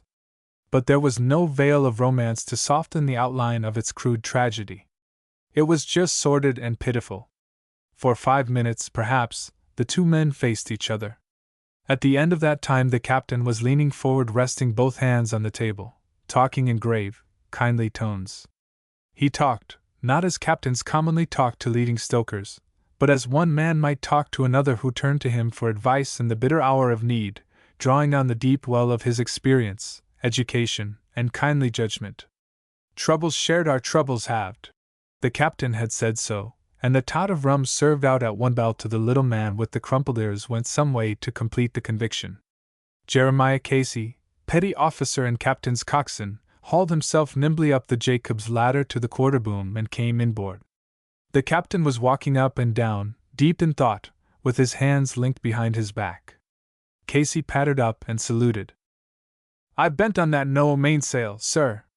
There's a nice lil sailin' breeze, sir." Casey, hinting at a spin in the galley, somehow reminded one of a spaniel when he sees the gun case opened. Had he been blessed with a tail, he would most certainly have wagged it. The captain walked slowly aft and looked down into the galley lying at the quarter-boom. Few men could have resisted the appeal of that long, slim boat with the water lapping invitingly against her clinker-built sides. The brass work in her gleamed in the sun like jewels set in ivory, for the woodwork was as near the whiteness of ivory as holystone and sharkskin could make it. She had little white mats with blue borders on the thwarts and in the stern sheets, and her yoke, of curious Chinese design, had a history as mysterious and legendary as the diamonds of Marie Antoinette. "Get her alongside," said the captain. "I want to try that mainsail." 5 minutes later the galley was spinning across the sparkling waters of the harbor. Once the captain spoke, and the bowman moved his weight 6 inches forward. Then she sailed to his light touch on the helm as a violin gives out sound under the bow of a master. Casey, sitting motionless on the bottom boards with the mainsheet in his hands, gazed rapturously at the new mainsail, and thence into the stolid countenance of the second stroke. "Ain't she a witch?" he whispered. For half an hour the galley skimmed to and fro among the anchored fleet, now running free like a white-winged gull, anon close-hauled, the razor bows cleaving a path through the dancing water in a little sickle of creaming foam. The captain brought her alongside the gangway with faultless judgment, and stood up. Like Saul, he had taken the cares of high command to a witch, and lo! His brow was clear and his eyes twinkled. "Yes," he said in even tones as he stepped out of the boat. "That mainsail sets all right," and ran briskly up the ladder 2 steps at a time. Casey thumbed the lacing on the yard. "Perfection is finality, and finality is death. I don't know but what I wouldn't shift the strop 'arf an inch aft, meb a quarter." Inboard the ship's bell struck 8 times, and the boatswain's mate began shrilly piping the hands to dinner. 1 anchor. The distinctive badge of a leading rating. For the 7-bell boat. The last answering pendant from the fleet shot up above the bridge rails, and the impatient semaphore on the flagship's bridge commenced waving its arms. The yeoman of the watch in the second ship of the line steadied his glass against an angle of the chart house. "RYR! Write down, one and..." A signal boy stepped to his elbow with a pad and pencil in readiness. "Flag, General. Leave may be granted to officers from 8:30 to 7 p.m. Officers are not to leave the vicinity of the town, and are to be prepared for immediate recall." He lowered the glass sharply. "Finish. Down answer." Obedient to the order, a signalman brought the long tail of bunting down hand over hand. He hitched the slack of the halyard to the bridge rail and puckered his eyes, staring across the waters of the harbor to where the roofs of houses showed among the trees. "Ow, I pities orficers," he observed under his breath, and walked to the end of the bridge. The advertisement of a cinema theater occupied a hoarding near the landing place. Away to the left the sloping roof of what was unmistakably a brewery bore in huge block letters the exhortation: "Drink pale ale." "Not 'arf," murmured the cynic at the end of the battleship's bridge. He mused darkly and added, "I don't think." The yeoman of the watch took the pad from the boy's hand, scribbled a notation on it, and handed it back. "Commander and officer of the watch, wardroom, gunroom, and warrant officers' mess." "Smart!" The boy flung himself down the ladder, sped aft along the fore and aft bridge, turned at the shelter deck, descended another ladder, and brought up in the battery. Here the commander came in view, conferring mysteriously with the boatswain over a length of 6-inch wire hawser that lay along the upper deck. The boatswain, with gloom in his countenance, was indicating a section where the strands were flattened and the hemp, heart, protruded in a manner indicating that all was not well with the 6-inch wire hawser. In fact, it rather resembled a snake that had been run over. The commander was rubbing his chin thoughtfully. The signal boy hovered on the outskirts of the conference. Bitter experience in the past had taught him not to obtrude when deep called thus to deep. "We must cut it where it's nipped, and put a splice in it, Mr. Cassidy," the commander was saying, and turned his head. The boy seized the opportunity to thrust the pad within range of the commander's vision, one eye cocked on his face to note the effect of this momentous communication. He half expected that the commander would throw his cap in the air and shout, "Hurrah!" The commander read it unmoved. "Show it to the officer of the watch," he said, and turned again to the wire hawser. Truly a man of iron, reflected the signal boy as he saluted and ran aft in search of the officer of the watch. The officer of the watch received the intelligence with almost equal unconcern, but when the boy had departed out of earshot he said something in an undertone and added, "Just my blooming luck." Then, raising his voice, he shouted, "Quartermaster! Picket boat alongside at 3:30 for officers." A head emerged from the hood of the after turret. The gunnery lieutenant, wearing overalls, a streak of dirt running diagonally down one cheek, emerged and drew off a greasy glove to wipe his face. "Did I hear you say anything about a 7-bell boat?" The officer of the watch nodded. "There's leave from 3:30 to 7 p.m. It's 3 o'clock now, so I advise you to smack it about and clean if you're going ashore." The gunnery lieutenant slid gracefully down the sloping shield of the turret. Fortunately, the consideration of paintwork vanished with the red dawn of August 5, 1914. "My word," he said, staring towards the distant town. "My missus," and vanished down the hatchway. In the meanwhile the signal boy had descended to the wardroom, where he swiftly pinned the signal on to the notice board. The occupants of the armchairs and settee followed his movements with drowsy interest. The young doctor rose and walked to the notice board. "Snooks!" he ejaculated. "Leave!" and, with a glance at the clock, hurried out of the mess. The remainder of his messmates sat up with excitement. "What time? When till? What about a boat?" The head of the officer of the watch appeared through the open skylight overhead. "Wake up, you weary willies! There's a boat to the beach at 7 bells. Come along, chaps!" snorted the Major of Marines.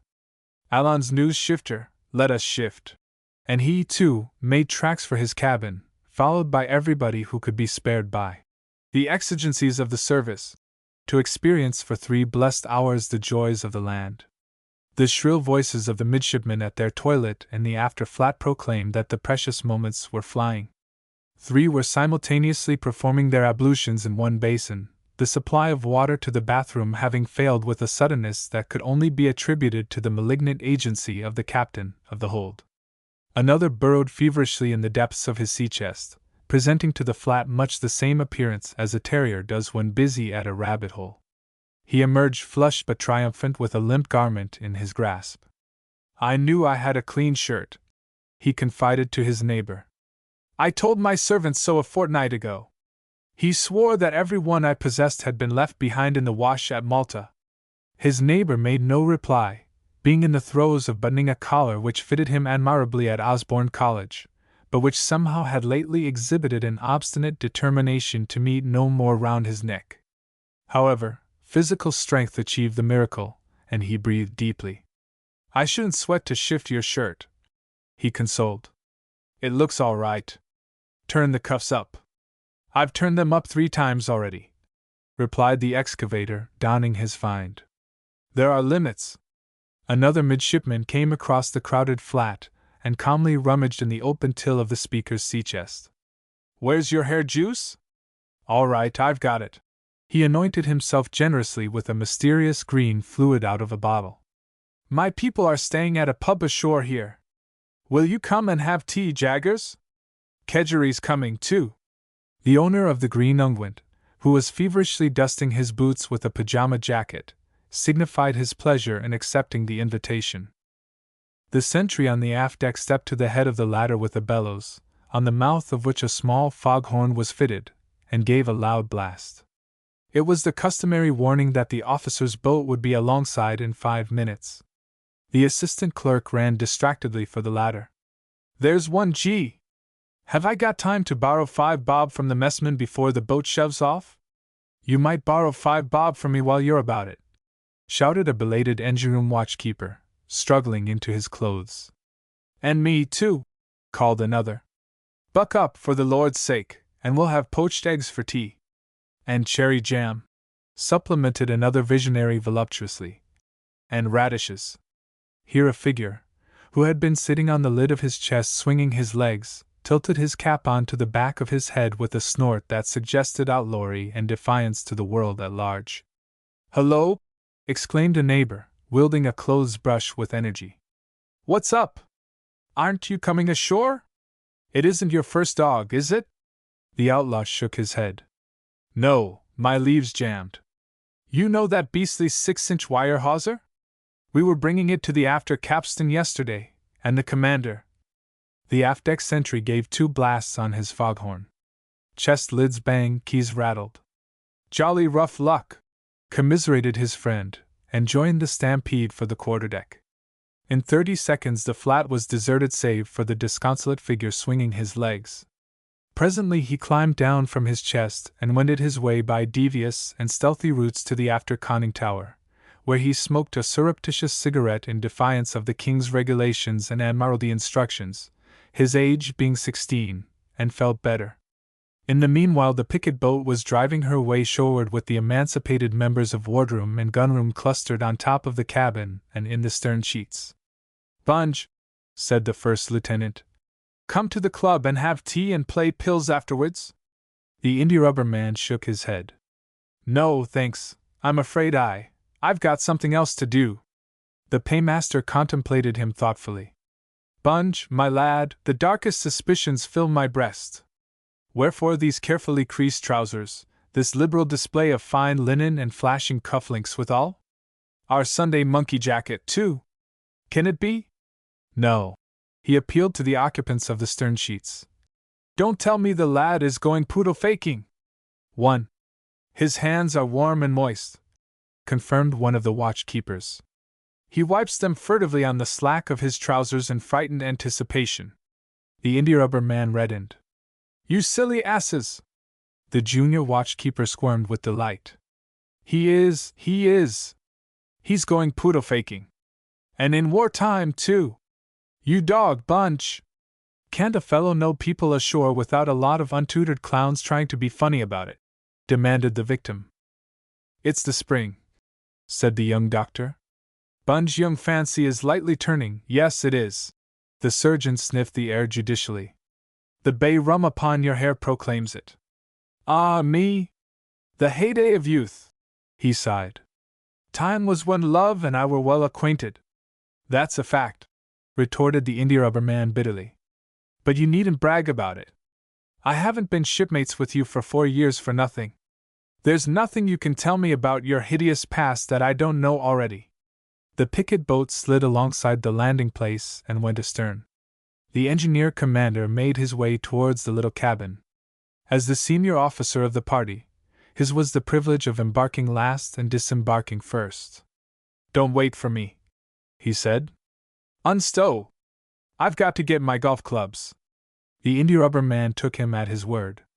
"Right. I'll carry on if I may." He leaped ashore and set off with long strides in the direction of the town. The first lieutenant gazed after him.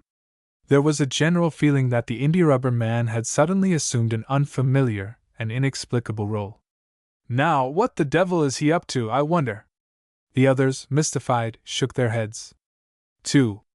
The mothers of midshipmen have a means of scenting the whereabouts of a fleet that mere censorship of letters cannot balk. There were at least 6 mothers in the foyer of the big, garish hotel on the seafront. Some were tete-a-tete with their sons in snug, upholstered corners, learning aspects of naval warfare that no historian will ever record. Others presided over heavily laden tea tables at which their sons and their sons' more intimate friends were dealing with eggs and buttered toast, marmalade, watercress, plum cake, and toasted scones in a manner which convinced their half-alarmed relatives that famine must have stalked the British Navy ever since the war started. "We shall never have time," said one mother, "to hear all you have to tell, dear." "There's really nothing very much to tell you about, mother. Can I order some more jam? And Jaggers could scoff some more eggs, couldn't you, Jag? Waiter, 2 more poached eggs and some more strawberry jam. You see, dear, we haven't done anything exciting yet. That's all been the luck of the battle cruisers and destroyers. They've had a topping rag, 3 of our term have been wounded already. But we aren't allowed to gas about what we're going to do. Why, that waiter might be a German spy, for all we know. Didn't know the Admiral confided his plans for the future to midshipmen, commented an amused father, who had run down from the War Office for the day. He doesn't confide them, admitted another. But my chest is in the flat outside his steward's cabin, and of course, he hears an awful lot. But Georgie, tell us about your life. Do you get enough sleep? Queried his mother. Rather, replied her son, whose horizon 3 months before had been bounded by the playing fields of Dartmouth College, where the dormitories are maintained at an even temperature by costly and hygienic methods. We're in 4 watches, you know, we get 1 night in 4. At sea we sleep at our guns. I've got one of the 6-inch, and we get up quite a good fug in our casemate at night. Jaggers dosses in the after control. It's a bit breezy up there, isn't it, old bird? The old bird signified that the rigors of Arctic exploration were as nothing to what he had undergone. And your swimming jacket, the one Aunt Jessie sent you? The outfitter said it was quite comfortable to wear. I hope you always do wear it at sea, in case you should ever need it. Her son chuckled. The pneumatic one? Well, we liked it awfully when it came, and we blew it up, and then we thought we'd have a bit of scrum practice one night after dinner, and we rolled it up for a ball, and the half wasn't nippy enough in getting it away to the 3/4, and somehow or another it got punctured. But I wear it all right, Mother. It's jolly warm at nights. And do you like your officers? Is the captain kind to you all? The boy stirred his tea thoughtfully. They're a topping lot. One has got the Humane Society's gold medal for jumping on top of a shark at Perim when it was just going to collar a fellow bathing. You'd never think it to look at him. There's another we call the India Rubber Man, who takes us at physical drill every morning. He's frightfully strong, and they say he licked the Japanese jiu-jitsu man they had at the School of Physical Training. And, of course, there's old Beggs. You know, he was captain of England, Rugger, some years ago. He's broken his nose 3 times. We all skylark together in the dog watches, added another. We put a seining net round the quarterdeck, and play cricket or deck hockey every evening after tea to keep fit. And they come into the gunroom when we have a sing-song on guest nights, and kick up a frightful shine. Oh, they're an awful fine lot. The captain is a topper, too. He has us to breakfast in turns. A third took up the epic. If you have ever heard schoolboys vie with each other to laud and honor the glory of their own particular house among strangers in a strange land, you can imagine much that cannot be conveyed with the pen. There were similar tea parties in various corners of the hotel and in lodgings along the seafront, but the conversation at all of them ran on much the same lines, and this may be considered a fair sample of the majority. He gives a lecture every few days showing what is going on at the front. His brother's a general, and of course he gets any amount of tips from him. The brother of one of our snotties, Carrard, was killed at Mons, and the captain sent for Carrard, who's rather a kid and felt it awfully, and showed him a letter from the general about Carrard's brother. He had seen him killed, which bucked Carrard up tremendously.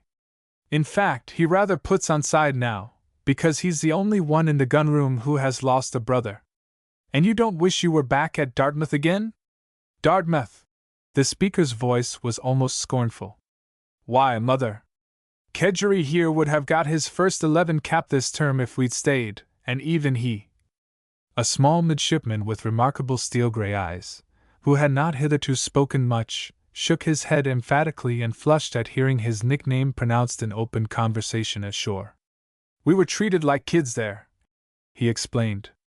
But now, he jerked his head towards the north with that unfailing sense of the cardinal points of the compass which a seaman acquires in earliest youth, or not at all. Somewhere in that direction the German fleet was presumed to be skulking. It's different, he ended a little lamely. Suddenly the son leaned forward and pressed his mother's knee under the table. A tall, sinewy engineer commander was walking across the foyer on his way to the billiard room. There, Mother, that's old Beggs. He had our term at Osborne. Did you see his nose? Captain of England! The speaker broke off and lifted his head, listening. Through the doorway opening on to the seafront there drifted a faint sound, the silvery note of a distant bugle. "Hush!" said one of the others, raising a warning hand. "Listen!" 3. At the window of one of the detached houses in the residential part of the town, a small naval cadet stood with his nose flattened against the windowpane. "I say, Betty," he ejaculated presently, "they're giving leave to the fleet. I can see crowds of officers coming ashore." His sister continued to knit industriously. "Well, I don't suppose any of them are coming here. You needn't get so excited." Her brother watched the uniformed figures filing along the distant road from the landing place. "I hope this war goes on for another couple of years," he sighed. "Joe! You mustn't say such dreadful things. You don't know what you're talking about. That's all jolly fine, but you haven't got to do another year at Osborne. I say, Betty, one of them is coming here." "How jolly exciting! He's coming up the avenue now. He's got red hair. I believe, yes, what was the name of that lieutenant at Jack's wedding, do you remember? The funny man. He made you giggle all the time." For a moment the knitting appeared to demand his sister's undivided attention. She bent her head over it. "That was a long time ago, before I put my hair up. I'm sure I didn't giggle either." "Oh, yes, I think I remember who you mean. Is he coming here? I wonder, come away from the window, Joe!" The front door bell rang in a distant part of the house. She dropped her knitting on a small side table and walked quietly out of the room. "I'll tell Mother," she said as she went out. "You needn't trouble to do that," said Joe. "She's out, I thought you knew." But the door had closed. A moment later the India-rubber man was ushered in. The two representatives of His Majesty's Navy shook hands. "I recognize you from your photograph," said the host. "Do you remember the wedding group?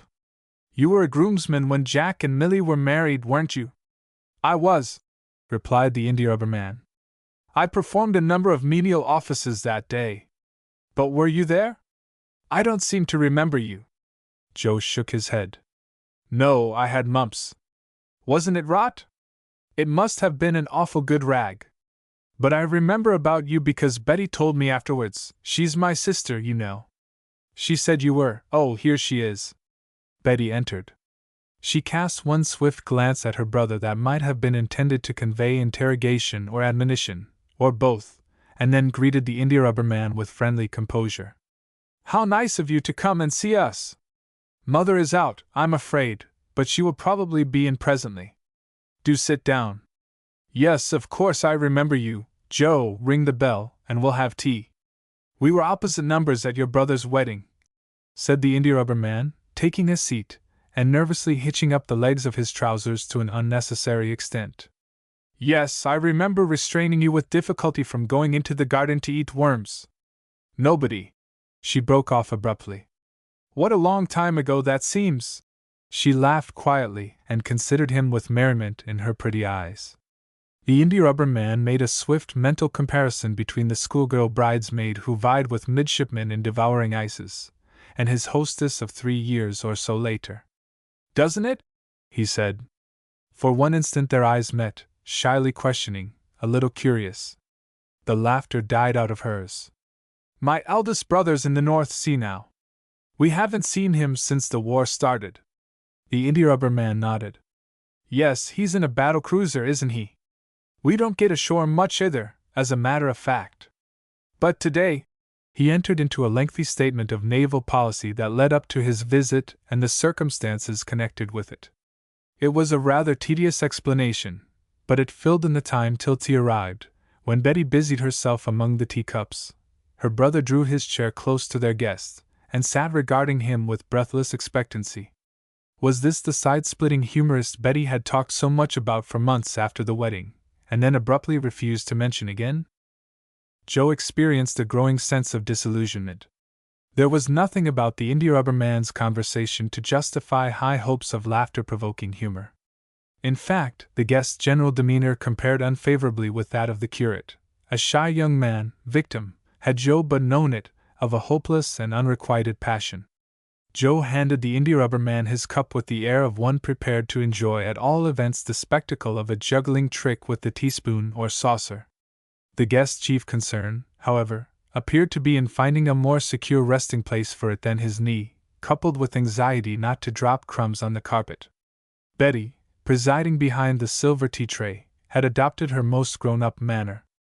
Decidedly it was all Betty's fault, therefore. The most confirmed humorist could hardly be expected to indulge in drolleries in the presence of a girl who stuck her nose in the air and put on enough side for 6. It became increasingly obvious that the depressed jester must straightway be removed from this blighting influence, or ever the cap and bells would jingle. No sooner was tea over, therefore, than Joe sprang to his feet. "I say, would you like to go for a walk?" Once outside, the flower of wit would expand without a doubt. The india-rubber man appeared nonplussed at the proposal. "Aye, it's very kind of you." Then he turned to Betty. "Shall we all 3 go for a walk?" "Oh, it's no use asking her to go for a proper walk," interposed the alarmed Joe. "Her skirts are too narrow, she can't keep step, or jump ditches or anything." Betty laughed. "Are you anxious to jump ditches, Mr. Standish? Because if not, I think I might be able to keep up with you both." She rose to her feet, a slim, gracefully modeled young woman who looked perfectly capable of keeping up with anyone, or of jumping ditches, too, for that matter. "I'll get my things if you will wait a second." Joe, unseen by their guest, made a face at her of unfeigned brotherly disgust. In the open air, however, the guest's spirits gave no more evidence of an upward tendency than they had indoors. The trio walked, via the seafront, to the gardens on top of the cliffs that overlooked the harbor. Joe directed the conversation. It was largely concerned with battle and bloodshed. "Mr. Standish, what do you do in action?" he asked presently. "Nothing," was the reply. "I just put my fingers in my ears and shut my eyes. I'm the officer of the after turret.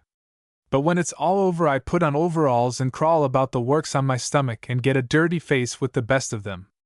A wit once defined a turret as a bundle of tricks done up in armor." "Is it thick armor?" asked Betty. "They tell me it is, fellows on board who pretend to know everything. But I suspect that to be a mere ruse to get me to stay inside it."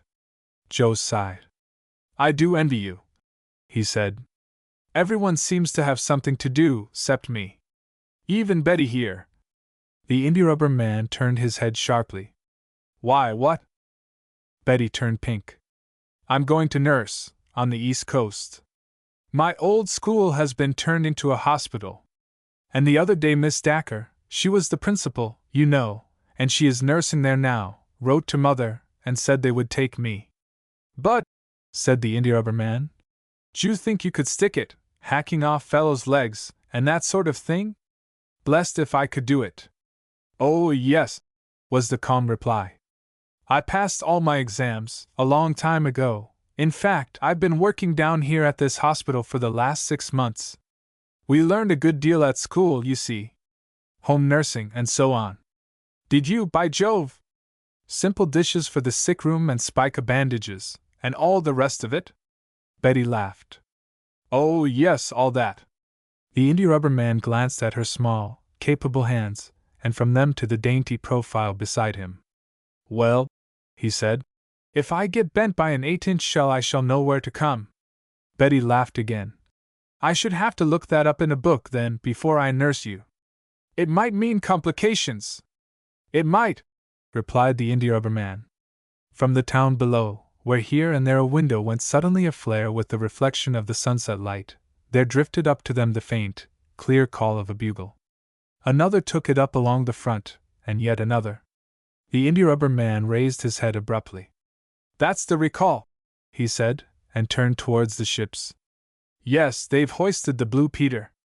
I wonder, the boats are coming in, too. Does that mean you must go at once?" He nodded soberly. "I'm afraid so," and held out his hand.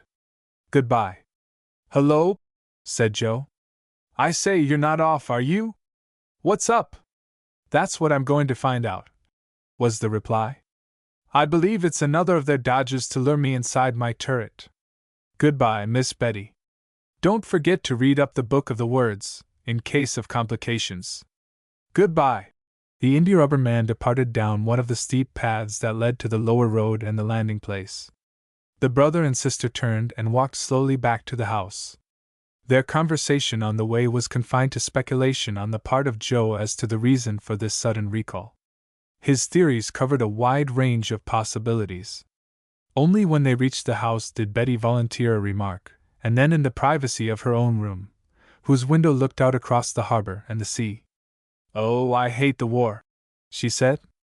I hate it. 1. Paying calls. View the King's pardon. Ask the first 1,000 bluejackets you meet ashore, any afternoon the fleet is giving leave, why they joined the Navy. 999 will eye you suspiciously, awaiting the inevitable tract. If none is forthcoming, they will give a short, grim laugh, shake their heads, and, as likely as not, expectorate. These portents may be taken to imply that they really do not know themselves, or are too shy to say so, if they do. The 1,000th does not laugh. He may shake his head, spit he certainly will. And then, scenting silent sympathy, he guides you to a quiet bar parlor where you can pay for his beer while he talks. This is the man with a past and a grievance. Nosey Baines, stoker second class, was a man with a past. He also owned a grievance when he presented himself for entry into His Majesty's Navy. They were about his only possessions. Nosey was not, of course, his strict baptismal name. That was Orson, no less. Therein lay the past. Nosey was the result of facial peculiarities quite beyond his control. His nose was out of proportion to the remainder of his features. This system of nomenclature survives from the Stone Age, and sailors, being conservative folk, still finds favor on the lower decks of HM ships and vessels.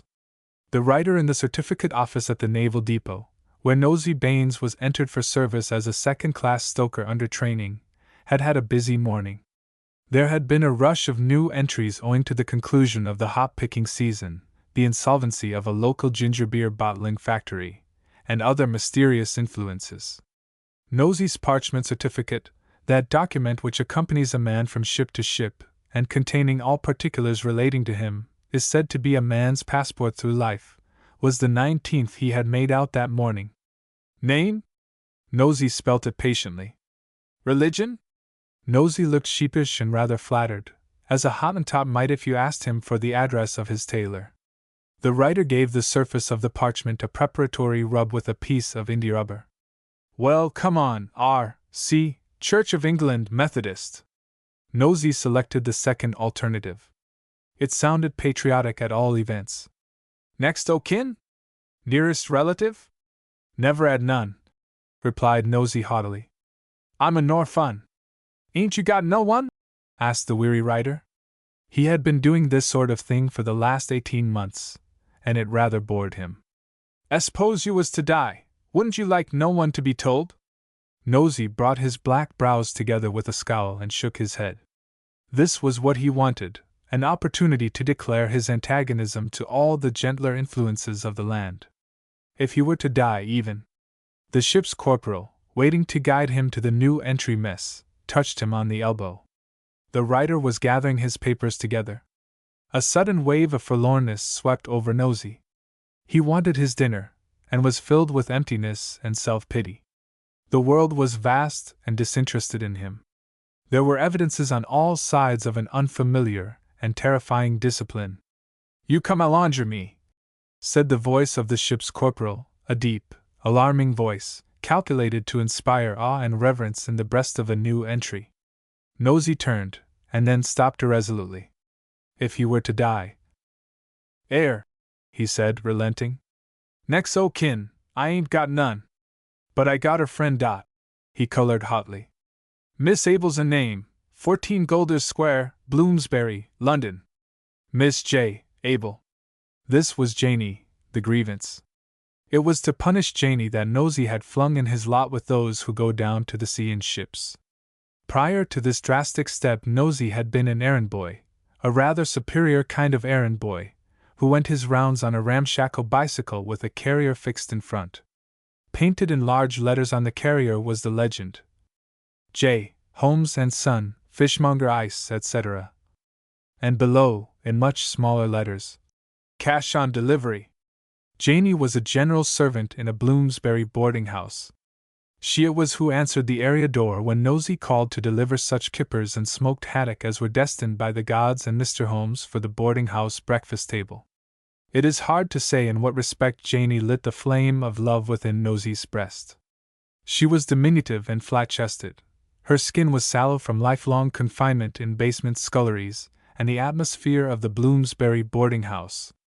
She had little beady black eyes, and a print dress that didn't fit her at all well. One stocking was generally coming down in folds over her ankle. Her hands were chapped and nubbly, pathetic as the toil-worn hands of a woman alone can be. Altogether she was just a little unlovely slavey of fiction and the drama and everyday life in boarding-house land. Yet the fishmonger's errand boy, Orson Baines, by your leave, and captain of his soul, loved her as not even Antony loved Cleopatra. Janey met him every other Sunday as near 3 o'clock as she could get away. The Sunday boarding-house luncheon included soup on its menu, which meant more plates to wash up than usual. They met under the third lamp-post on the left-hand side going towards the British Museum. Once a fortnight, from 8 p.m. till 10 p.m., Janey tasted the penultimate triumph of womanhood. She was courted. Poor Janey! No daughter of Eve had less of the coquette in her composition. Not for a moment did she realize the furrows that she was plowing in Nosy's amiable soul. Other girls walked out on their Sundays. The possession of a young man, even a fishmonger's errand boy on 12 bob a week, was a necessary adjunct to life itself. Of all that, walking out, implied, of love, even as it was understood in Bloomsbury basements, Janey's anemic little heart suspected very little. But romance was there, fluttering tattered ribbons, luring her on through the drab fog of her workaday existence. It was otherwise with Nosy. His love for Janey was a very real affair, although what sowed the seeds was not apparent, and although the soil in which they took root and thrived, the daily interviews at the area door, and these fortnightly strolls, seemed, on the face of it, inadequate. Perhaps he owed his queer gift of constancy to the mysterious past that gave him his baptismal name. They were both unusual. A certain Sunday afternoon in early autumn found them sitting side by side on a seat in a grubby London square. Janey, gripping the handle of Cook's borrowed umbrella, which she held perpendicularly before her, the toes of her large boots turned a little inwards, was sucking a peppermint bull's-eye. To Nosy the hour and the place seemed propitious, and he proposed heroic marriage. "Lor!" gasped Janey, staring before her at the autumn tints that were powdering the dingy elms with gold dust. There was mingled pride and perplexity in her tones. Slowly she savored the romantic moment to the full, turning it over in her mind as the bull's-eye revolved in her cheek, before finally putting it from her. Then, "I couldn't marry you," she said gently. "You ain't got no prospects. Walking out with 12 bob a week was one thing, marriage quite a different matter."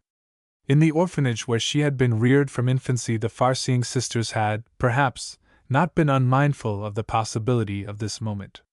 A single life of drudgery and hardship, even as a boarding-house slavey, meant, if nothing more, meals and a roof over her head. Improvident marriage demanded, sooner or later, starvation. This one star remained to guide her when all else of the good sister's teaching grew dim in her memory. Prospects, marry without and you were done. So ran Janey's philosophy. The remains of the bull's-eye faded into dissolution. Nosy was aghast. The perfidy of women! "You led me on!" he cried. "You been carryin' on with me, how could you? Picter palaces and fried fish suppers and all." He referred to the sweets of their courtship. "Ow, Janey!" Janey wept. After that the daily meetings at the area door were not to be thought of. Nosy flung himself off in a rage, and for 2 successive nights contemplated suicide from the parapet of Westminster Bridge. The irksome round of duties on the ramshackle bicycle became impossible. The very traffic murmured the name of Janey in his ears. London stifled him. He wanted to get away and bury himself and his grief in new surroundings. Then his eye was caught by one of the Admiralty recruiting posters in the window of a Whitehall post office. It conjured up a vision of a roving, carefree life, of illimitable spaces and great healing winds. A life of hard living and hard drinking, when a man could forget. But somehow Nosy didn't forget. The Navy received him without emotion. They cut his hair and pulled out his teeth. They washed and clothed and fed him generously. He was taught in a vast echoing drill shed to recognize and respect authority, and after 6 months' preliminary training informed that he was a second-class stoker, and as such drafted to sea in the battle-cruiser squadron. Here Nosey found himself an insignificant unit among nearly 1,000 barefooted, free-fisted, cursing, clean-shaven men, who smelled perpetually of soap and damp serge, and comprised the lower-deck complement of a British battle-cruiser. He worked in an electric-lit, steel tunnel, with red-hot furnaces on one side, and the gaping mouths of coal caverns on the other. You reached it by perpendicular steel ladders descending through a web of hissing steam pipes and machinery. Once across greasy deck plates and through a maze of dimly lit alleys, you would find Nosey shoveling coal into the furnaces under the direction of a hairy-chested individual afflicted, men said, by religious mania, who sucked pieces of coal as an antidote to chronic thirst, and spat about him indiscriminately. There were 8-hour intervals in this work, during which Nosey slept or ate his meals or played a mouth organ in the lee of one of the turret guns on deck, according to the hour of the day. He slept in a hammock slung in an electric-lit passage far below the waterline. The passage was 10 feet wide, and there were 6 hammocks slung abreast along the entire length of it.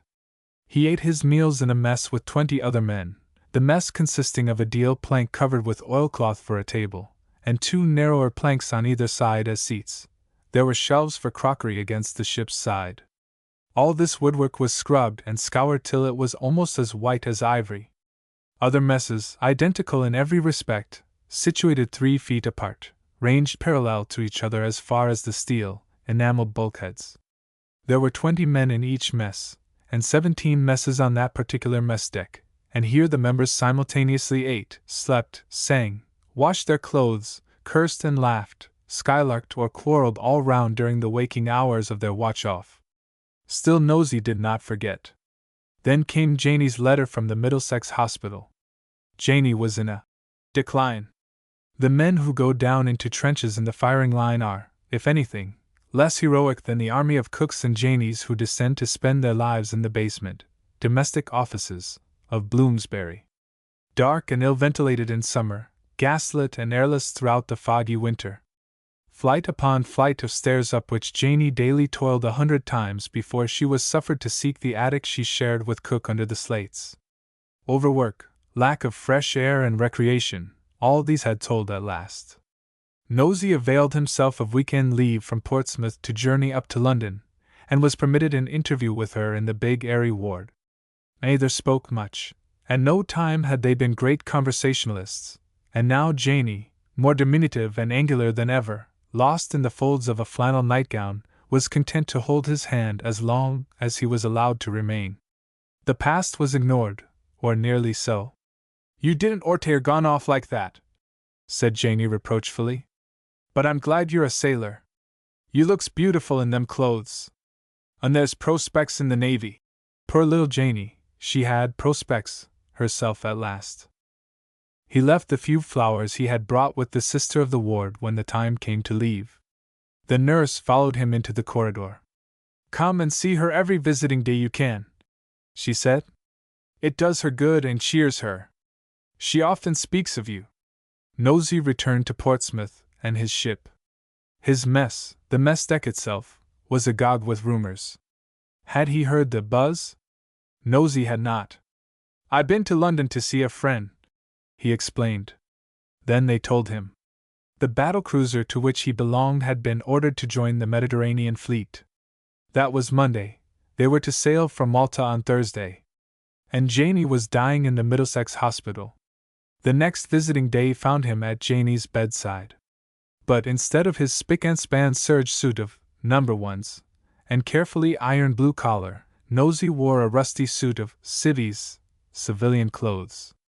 Instead of being clean-shaven, an inconsiderable mustache was feeling its way through his upper lip. "Where's your sailor clothes?" asked Janie weakly. Nosey looked round to reassure himself that they were not overheard. "I done a bunk," he whispered. Janie gazed at him with dismayed eyes. Not deserted?" Nosey nodded. "Don't you take on, Janie, 's only so's I can stay near you. He pressed her dry hand. I got a borrer, whelks and periwinkles. I've saved a bit o' money. And now I can stay near you and come ere visiting days. Janey was too weak to argue or expostulate. It may have been that she was conscious of a certain amount of pride in Nosey's voluntary outlawry for her sake, and she was glad enough to have someone to sit with her on visiting days and tell her about the outside world she was never to see again. She even went back in spirit to the proud days when they walked out together. It brought balm to the cough-racked nights and the weary passage of the days. Then the streets echoed with the cries of paper boys. The nurses whispered together excitedly in their leisure moments.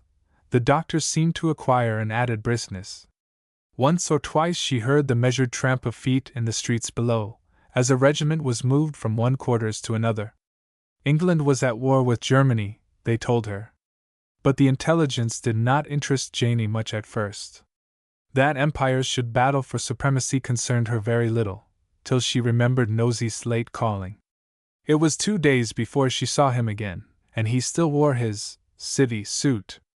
Janey smiled as he approached the bed, and fumbled with the halfpenny daily paper that somebody had given her to look at. She whispered. Read that. Nosey bent over and read the lines indicated by the thin forefinger. His Majesty the King has been graciously pleased to approve of pardons being granted to all deserters from the Royal Navy and Marines who surrendered themselves forthwith. There was silence in the ward for a moment. Far below in the street outside a transport wagon rumbled by. Janey braced herself for the supreme act of her life. You gotta go, said she. Nosey stared at her and then back at the newspaper. Not me, he retorted, and took possession of her hand.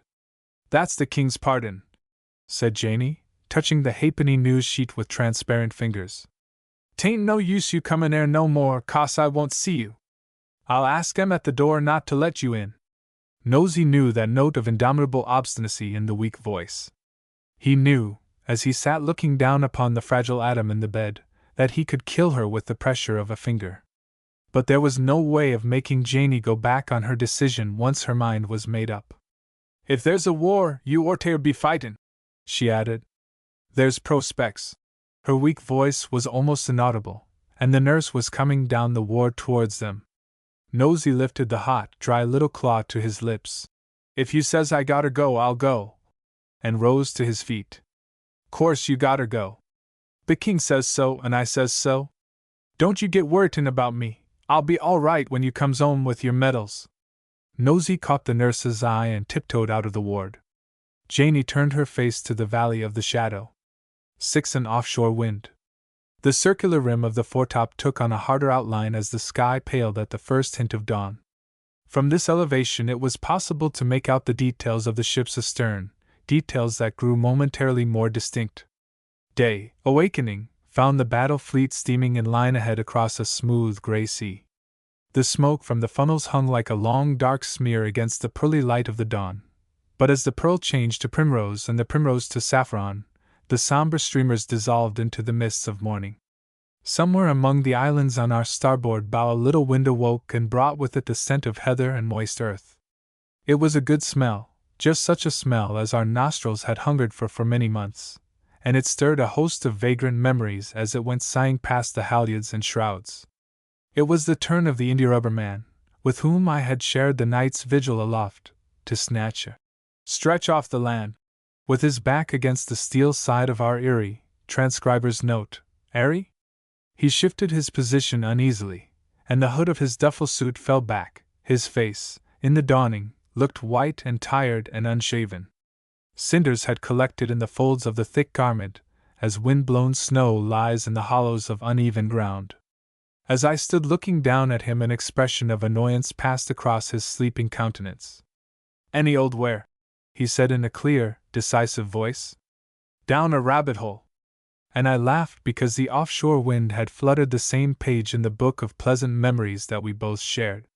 The petulant expression passed from his face, and he sank into deeper oblivion, holding the thermos flask and binoculars against him like a child clasping its dolls in its sleep.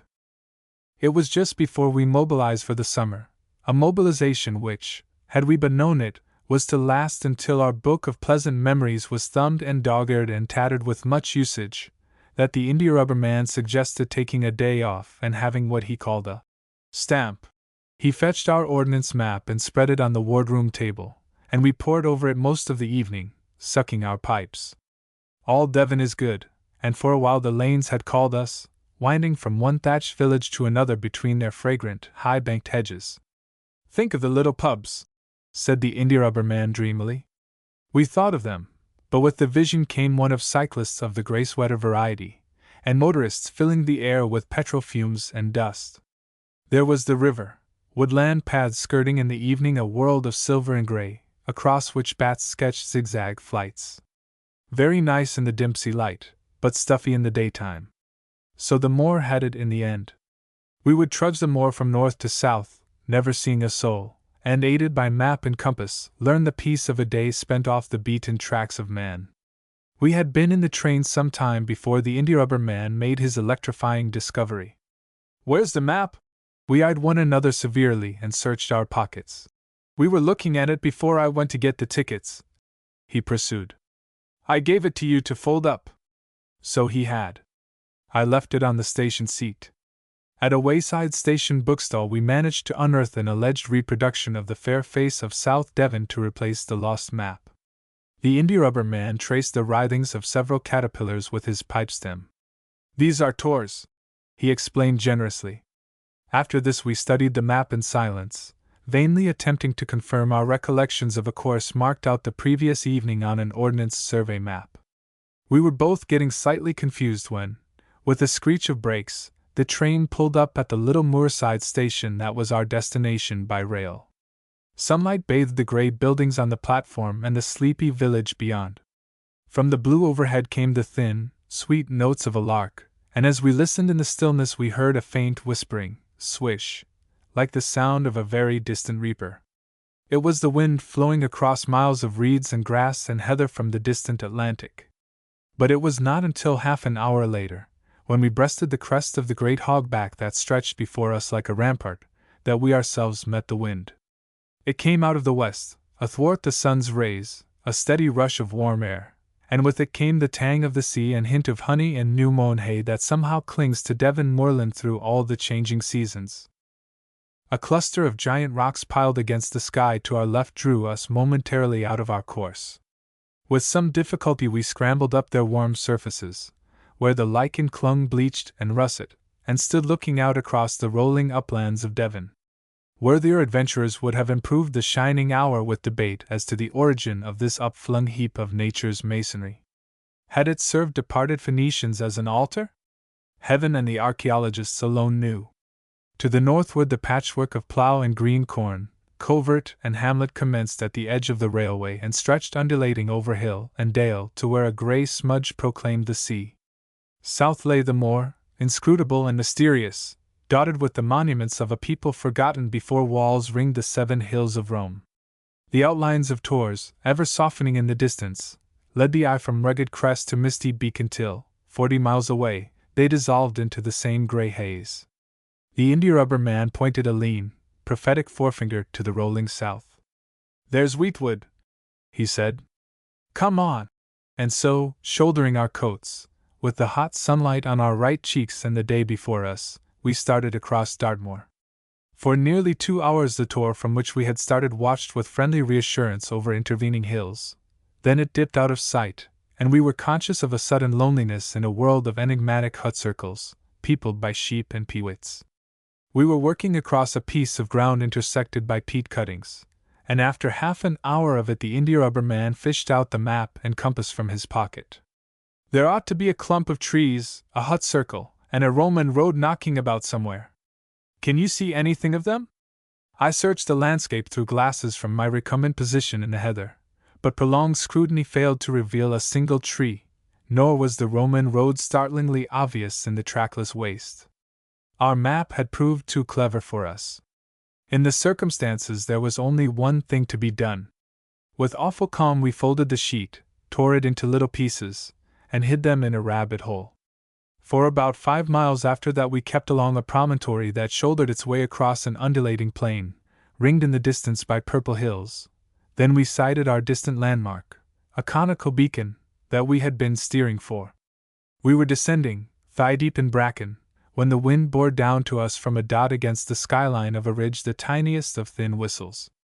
A few minutes later a sheepdog raced past in the direction of a cluster of white specks.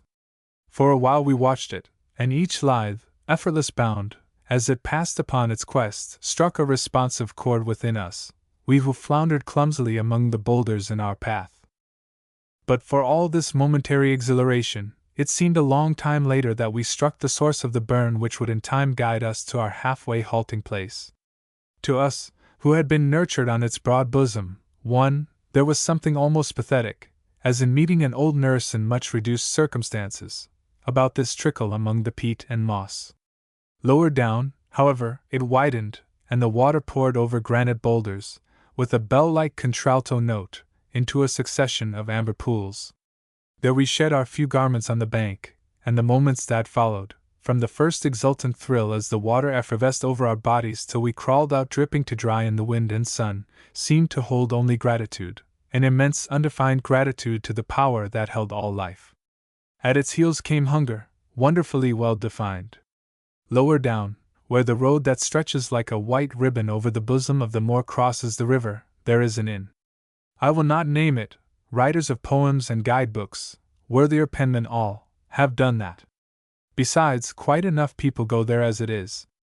We dropped, via a kind-scented yard and over a 7-foot bank, into the road abreast the indoor, and here a break, freighted with tourist folk, brought us suddenly back to the conventions that everyday life demands. True, we were never fain to cling to these, but standing there on the King's High Road, clad in football knickers and thin jerseys, sunburnt and disheveled, we were conscious of a sudden immense embarrassment. And, in sooth, had we dropped from the skies or been escaping from the great prison not far distant, the tenants of the break could hardly have been less merciful in their scrutiny or comments. After the clean wind of the moor, the taint of the last meal and overclad fellow beings seemed to cling unpleasantly to the low-ceilinged room whither we fled, and I do not think we breathed comfortably again till we had paid our bill and returned to the sunlight. Before leaving we inquired the time, and learned it was nearly 4 o'clock. One ought to know the time, it seems, among men's haunts, but once out of sight of these, it suffices, surely, to eat when hungry, sleep when tired, roam as long as daylight and legs will let one, in fine, to share with the shaggy ponies and browsing sheep a lofty disregard for all artificial divisions of the earth's journey through space. And our joint watch happened at the time to be undergoing repairs in Plymouth.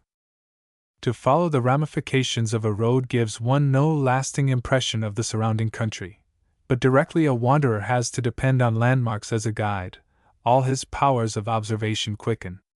One ragged hilltop guided us to another, across valleys scored with the workings of forgotten tin mines. A brook, crooning its queer, independent moor-song between banks of peat, rambled beside us for some time. Then, as if wearying of our company, it turned abruptly and was lost to view.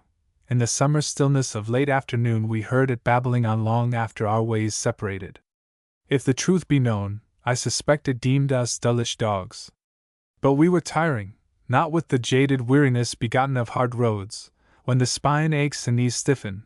No, a comfortable lassitude was slackening our joints and bringing thoughts of warm baths and supper. However, our shadows, valiant fellows, swung along before us across the rusty bracken with a cheerful constancy, and encouraged by their ever-lengthening strides and by the solitude, we even found heart to lift our voices in song. Now and again small birds fled upwards with shrill twitters at our approach, and settled again to resume their interrupted suppers. But after a while they left for their roosts in the rowans and sycamores to the south, and rabbits began to show themselves in the open spaces among the firs. As if reluctantly, the perfect day drew to its close. We raced up the flank of a long ridge to keep the setting sun in view, reaching the crest as it dipped to meet a ragged tor, and sank in a golden glow. A little wind, like a tired sigh, ruffled the tops of the heather, swayed the grass an instant, and was gone. "H," breathed the india-rubber man in the stillness. 1,000 feet below us smoke was curling from the thickly wooded valley. It was 5 miles away, but somewhere amid those trees men brewed and women baked. "Come on!" he added tensely. Beer! As we descended into the lowlands, a widening circle of night was stealing up into the sky, the blue-gray and purple of a pigeon's breast. A single star appeared in the western sky, intensifying the peace of the silent moor behind us. Stumbling through twilit woods and across fields of young barley, we met a great dog fox en route for someone's poultry run. He bared his teeth with angry effrontery as he sheered off and gave us a wide berth across the darkening fields. Doubtless he claimed his supremacy of hour and place, as did the sheepdog that passed us so joyously earlier in the day. And after all, what were we but interlopers from a lower plane? The 30-odd miles of our ramble reeled up like a tape measure as we reached the lane, splashed with moonlight, that led us to the village. The gateway to every field held a pair of lovers whispering among the shadows, yet inexplicably they seemed an adjunct of their surroundings and the faintly bewildering night scents. A dog sitting at the gate of a cottage uttered a short bark as we neared his domain. Then, with a queer grumbling whimper, he came to us across the dust, and perhaps because, as far as is given to man in his imperfections, we had not wittingly done evil that day, he slobbered at our hands. In the flagged and wainscot parlor of the village a child brought us bread and cheese and froth-crested mugs of beer. While we ate and drank, she watched us with tranquil interest in violet-colored eyes that foretold a sleepless night for some bucolic swain in years to come. The india-rubber man finished his last draught and stood up with a mighty sigh to loosen his belt. Then, bending down, he took the child's flower-like face between his hands. "Now lettest thou thy servant depart in peace," he said gravely. Beer was ever prone to lend a certain smack of scripture to his remarks. "Certainly," said the little maid, all uncomprehending, and ran out to fetch our reckoning. The thermos flask slid with a clatter onto the steel deck of the top, and the india-rubber man opened his eyes. He yawned and stretched himself, and rose stiffly to his feet. The first rays of the sun were rising out of the sea. "Hi-ya!" he yawned. "Another bloomin' day. I was dreaming blowed if I can remember what I was dreaming about." He adjusted the focus of his glasses and stared out across the North Sea. "I wonder if they're coming out today." It was the 273rd morning we had wondered that. 1. The River Dart. 7. The day. Although it all happened in that dim, remote period of time. Before the war, Torps and the first lieutenant, the india-rubber man, who was the lieutenant for physical training duties, the junior watchkeeper, and others who participated, long afterwards referred to it as the day. Since then they have seen their own gunfire sink an enemy's ship as a well-flung brick disposes of an empty tin on the surface of a pond. The after 12-inch guns, astride whose muzzles David and Freckles once soared to the giddy stars, have hurled instantaneous and awful death across leagues of the North Sea. The X-ray apparatus, by the agency of which Cornelius James desired to see right through his own tummy, has enabled the fleet surgeon to pick fragments of steel out of tortured bodies, as a conjurer takes things out of a hat. The after cabin, that had witnessed so many informal tea and muffin parties, has been an ether-reeking hospital.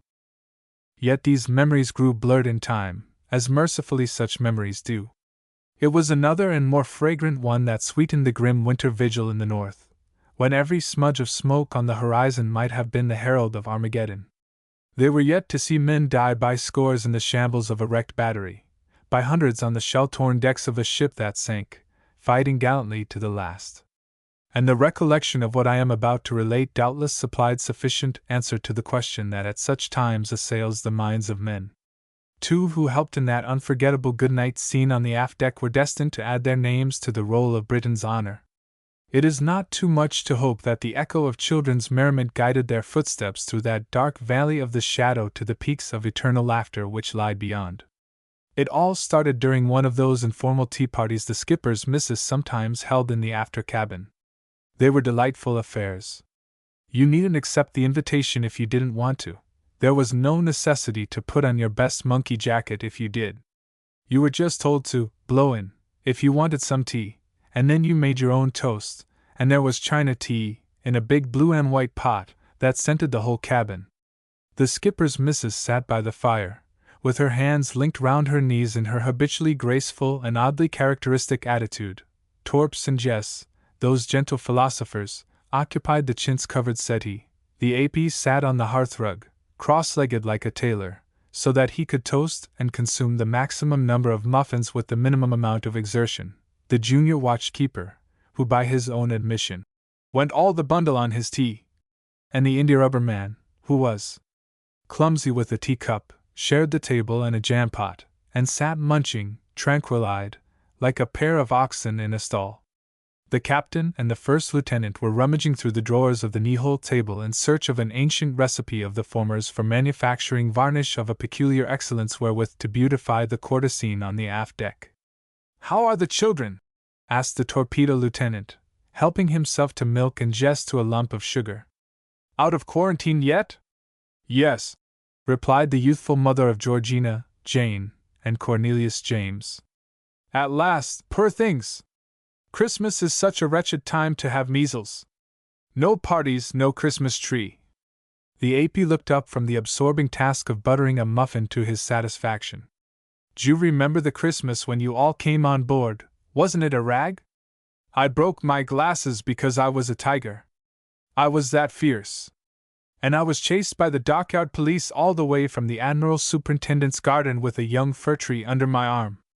We had it for a Christmas tree in the wardroom. Do you remember?" They were all old friends, you see, and had served 2 commissions in succession with this captain. "Isn't it rather hard on the GSIs?" asked Torps. "Being done out of their parties. No, just 3 lumps are considered quite enough for little dogs to consume at one sitting." The skipper's missus looked across the cabin at her husband. "Tim, your tea's getting cold. Why shouldn't we have a children's party on board one day next week? It isn't too late, is it?"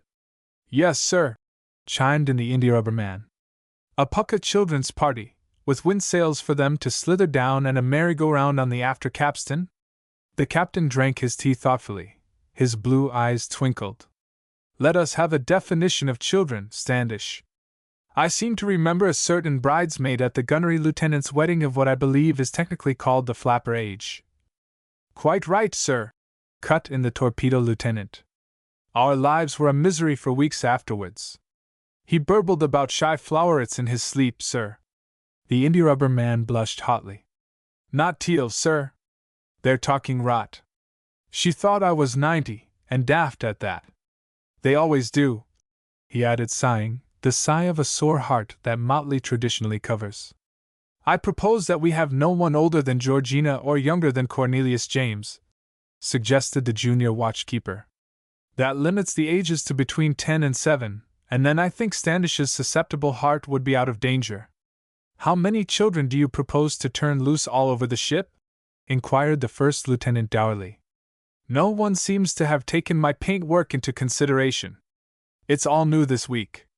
The skipper's missus laughed softly. "We were so concerned about Mr. Standish's heart, Mr. Hornby, that we quite forgot your paint work. Couldn't it be all covered up just for this once? Besides, they are such tiny children." There are many skippers' missuses, but only one mother of Georgina, Jane, and Cornelius James. The first lieutenant capitulated. "I vote we don't have any grown-ups sither," contributed the junior watchkeeper. "Except ourselves. Mothers and nurses always spoil children's parties." The mother of Georgina, Jane, and Cornelius James wrung her hands in mock dismay. "Oh, but mayn't I come? I promise not to spoil anything. I love parties so." The AP rushed in where an angel might have been excused for faltering. "Gleg means that you don't count as a grown-up at a children's party," he explained naively, regarding the skipper's missus through his glasses with dog-like devotion. She laughed merrily. "You pay a pretty compliment, Mr. Gerard." Double O. Gerard reddened and lapsed into bashful silence. "It is agreed, then. We are to have a children's party, and I may come. Won't the children be excited?"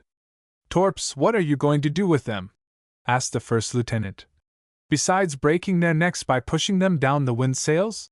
He spoke without bitterness, but as a man who had in his youth embraced cynicism as a refuge and found the pose easier to retain than to discard. The torpedo lieutenant regarded him severely. "It's no good adopting this tone of lofty detachment, number 1. You're going to do most of the entertaining. besides keeping my gray hairs company." The first lieutenant laughed, a sad, hard laugh without any laughter in it. "I don't amuse children, I'm afraid. In fact, I frighten them. They don't like my face." "No, no, Mr. Hornby," interposed the skipper's missus reproachfully. "That isn't quite true, is it? You know Jane prays for you nightly, and Corny wouldn't for worlds sleep without that wooden semaphore you made him." "I think Hornby would make an admirable Father Neptune," said the captain, considering him mischievously, "with a tow wig and beard." "And my green bath kimono," supplemented the AP. "I bought it at Nagasaki, in the bazaar. It's got green dragons all over it." He met the first lieutenant's eye and lapsed into silence again. "Yes. Yes. And oyster shells sewn all over it, and seaweed trailing." The skipper's missus clapped her hands. "And distribute presents after tea." "Oh, Mr. Hornby, wouldn't that be lovely?" The first lieutenant took no further part in the discussion. But late that night he was observed to select a volume of the Encyclopedia Britannica, LN, from the wardroom library, and retire with it to his cabin.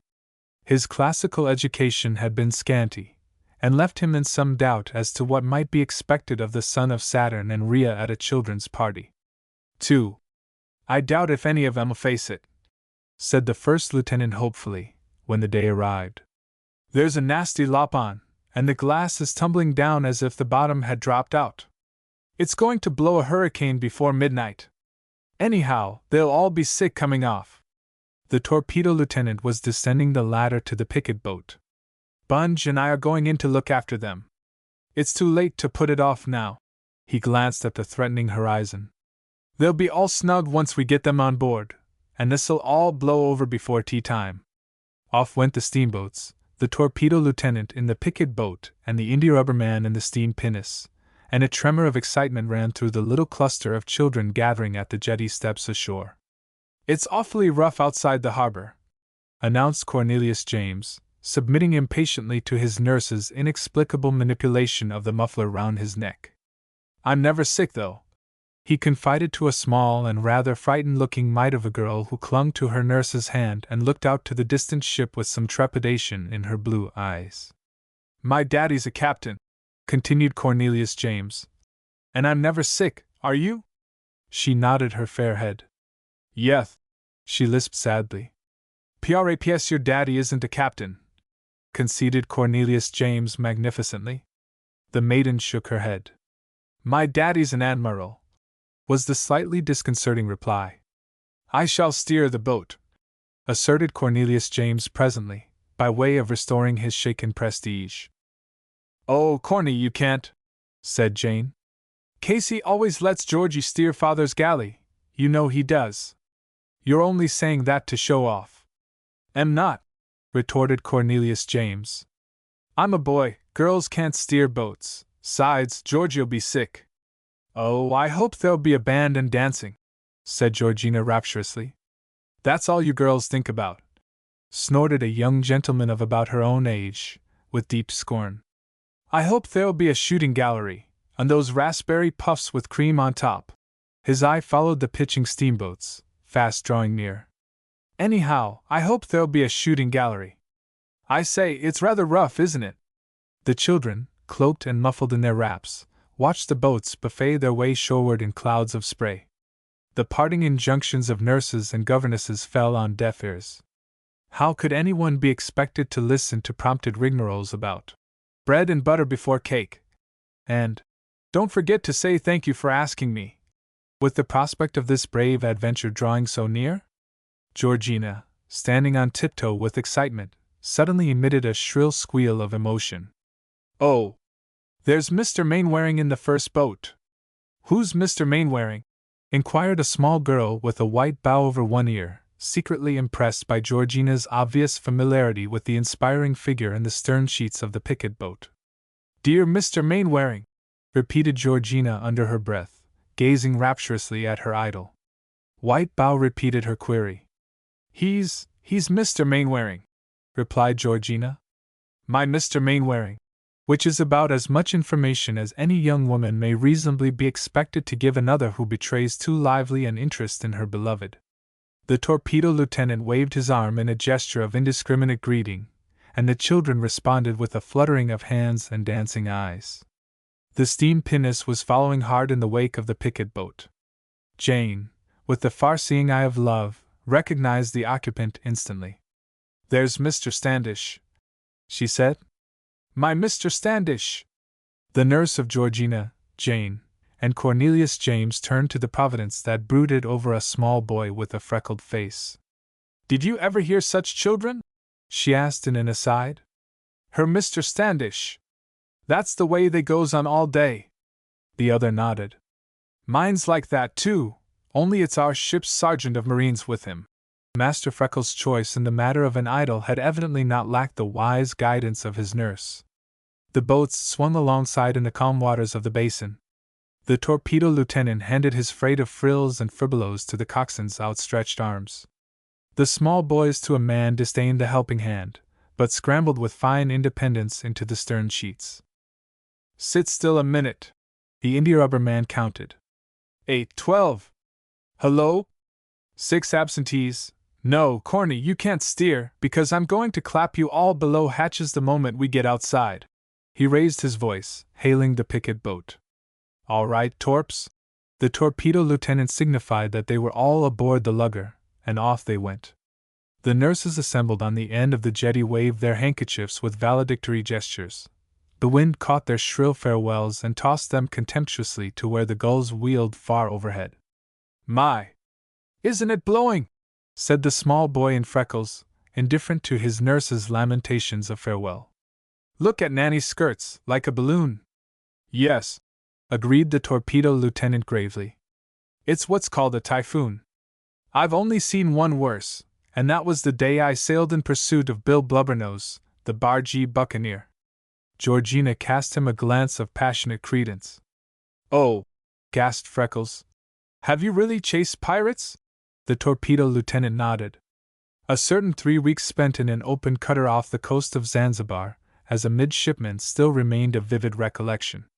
"Tell us about it," said the children, and snuggled closer into the shelter of the torpedo lieutenant's long arms. The steamboats drew near the ship, and in the reeling stern sheets of the steam pinnace the India-rubber man stood holding 2 small figures by the collars, 2 small figures whose heads projected far beyond the lee gunwale. They were Cornelius James and the young gentleman whose valiant soul had yearned for shooting galleries and eke raspberry puffs. And, horror of horrors! The little girls were laughing.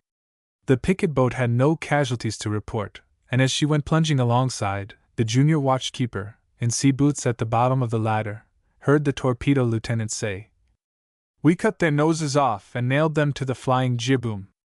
"And what happened then?" gasped the enthralled Freckles as he was picked up and hoisted over the rail onto the spray-splashed ladder. "And they all lived happily ever afterwards," murmured the torpedo lieutenant absently. "Come on, who's next?" 1, 2, 3, on the next wave. "Hup you go!" At the top of the ladder to greet each small guest stood the mother of Georgina, Jane, and Cornelius James. She had lunched on board with her husband and had spent the early part of the afternoon fashioning a garment for Father Neptune. "That the feast might be more joyous, that the time might pass more gaily, and the guests be more contented," quoted the first lieutenant with his twisted smile, as he tried it on. The quarterdeck had been closed in with an awning and side curtains of canvas that made all within as snug as any nursery. The deck had been dusted with French chalk. Bright-colored flags draped the canvas walls. The band was whimpering to start. Cornelius James and his fellow sufferer were not long in recovering from their indisposition. A glass of milk and biscuits soon restored matters to the normal, and together they sallied forth to sample the joys that had been prepared for them. There were windsails stretched from the afterbridge to mattresses on the quarterdeck, down which one shot through the dizzy darkness to end in a delicious whump at the bottom. The after capstan was a roundabout, with its squealing passengers suspended from capstan bars. Each grim 12-inch gun had a saddle strapped round the muzzle, on which one sat, thrilled and ecstatic, while the great guns rose slowly to extreme elevation and descended again to mundane levels. There were pennies for the venturesome, to be extracted at great personal risk from an electric dip. In a dark case made a green light shivered in a little glass tube. You placed your hand in front of it, and on a white screen a skeleton hand appeared in a manner at once ghostly and delightful. Cornelius James returned to the quarterdeck as one who had brushed elbows with the black arts. "But I wish I could see right from my own tummy," he confided, sighing, to the first lieutenant. The first lieutenant, however, was rather distrait. He glanced constantly upwards at the bellying awning overhead and then walked to the gangway to look out upon the tumbling grey sea and lowering sky. Once or twice he conferred with a distinguished-looking gentleman who had not joined in the revels, but carrying a telescope and wearing a sword-belt, remained aloof with a rather worried expression. This was the officer of the watch. "We'll furl it while they're having tea," said the first lieutenant. "But how the deuce they're going to get ashore the Lord knows. I'll have to hoist in the boats if it gets any worse. Keep an eye on the compass and see we aren't dragging." The captain came across the deck. "You must furl the awning, Hornby, we're in for a blow." He looked round regretfully at the laughing throng of youngsters. "Yes, sir. And I think we ought to send the children ashore while there's still time." As he spoke, a wave struck the bottom of the accommodation ladder and broke in a great cloud of spray. "Too late now, I'm afraid. They'll have to stay till it moderates. The wind has backed suddenly. Get steam on the boat hoist and hoist in the boats. You'd better top up the ladders. Pretty kettle of fish, with my wife and all these children on board." 3. Tea had passed into the limbo of things enjoyed, if not forgotten, and the guests had gathered in the after cabin. "Children!" cried the mother of Georgina, Jane, and Cornelius James. "A visitor has come on board to see you." As she spoke, a gaunt apparition appeared in the doorway. He wore a gilt paper crown, and was dressed in a robe of the brightest green. Seaweed hung in festoons from his head and shoulders, oyster shells clashed as he walked. In one hand he carried a trident, and on his back a heavy pannier. His legs were encased in mighty boots, a shaggy beard hung down over his chest. His eyes, somber and unsmiling, roved over the assembled children. There was a sudden silence. Then the small girl with the white bow over one ear burst into tears. "Boo-hoo!" she cried. "Don't like nasty man!" and ran to bury her face in her hostess's gown. Her fears were infectious, and symptoms of a general panic ensued. "I knew it," mumbled the visitor despairingly into his beard. "I knew this would happen. Children, children, don't be silly, it's only Father Neptune. He's got presents for you all. Won't you go and say how'd you do to him? He's come all the way from the bottom of the sea." Cornelius James pulled himself together and advanced with outstretched hand, as befitted the son of a post-captain on board his father's ship. "I know who you are," he asserted stoutly. "You're Father Christmas's brother." The first lieutenant hastily accepted this new mythology. "Quite right," he replied with gratitude. "Quite right." Then, as if realizing that something further was required of him, added in a deep bass voice, "Fee! Fi! F-O! Thumb!" White Bow screamed, and even Cornelius James the valiant fell back a pace. Matters were beginning to look serious, when the torpedo lieutenant appeared, rather out of breath. "Sorry we had to rush away just now, but we had to furl the awning." His quick eye took in the situation at a glance. "Hullo, old chap!" he cried, and smote the dejected Father Neptune on the back. "I am delighted to see you. How are all the mermaids and flying fish? Bless my soul! What have you got in this pannier? Dolls, lead soldiers, air guns? I say." The children rallied round him as the children of another age must have rallied round St. George of England. "Don't like nasty old man," repeated White Bow, considering the first lieutenant with dewy eyes. "Nasty cross old man." The visitor from the bottom of the sea fumbled irresolutely with his trident. "Is it really Father Christmas's own brother?" queried a small skeptic, advancing warily. "Of course it is. Look here, look at all the things he's brought you." And in an undertone to the first lieutenant, "Buck up, number one, don't look so frightened." They unslung the pannier and commenced to unpack the contents. The children gathered round with slowly returning confidence, and by twos and threes the remainder of the hosts returned from the upper deck. Why aren't they all wet if they've come from the bottom of the sea? Demanded Freckles the materialist. Why isn't Father Christmas's brother wet? They looked round in vain. Father Christmas's brother had vanished. At that moment the captain entered and sought his wife's eye. For a few moments they conferred in an undertone. Then she laughed, that clear, confident laugh of hers with which they had shared so many of life's perplexities. Children, she cried, listen! Here's an adventure. We've all got to sleep on board tonight. Oh, Mummy! Gasped Georgina with rapture. How lovely! This was a party, and no mistake. Can I sleep in Mr. Mainwaring's cabin? And can I sleep in Mr. Standish's cabin? Echoed Jane earnestly. And we needn't go to bed for hours and hours, need we? Chimed in Cornelius James. Where are they to sleep? Asked the captain's wife, turning to the torpedo lieutenant with laughter still in her eyes. I never thought of that. One always has spare rooms in a house, but a battleship is so different. It's all right, he replied. I've arranged all that. There are a lot of people ashore, the children can use their cabins, and some of us can sling in cots for the night. They'll have to wear our pajamas. But I don't know about baths. I think they must have plenary absolution from the tub tonight. She glanced at the tiny watch at her wrist. Now then, children, half an hour before bedtime, one good romp. What shall we play? Oranges and lemons, said Georgina promptly, and seized the india-rubber man's hand. I don't know the words, replied her partner plaintively. I only knows the tune, as the leadsman said to the navigator. So the children supplied the words to the men's bass accompaniment. The captain and his wife linked hands.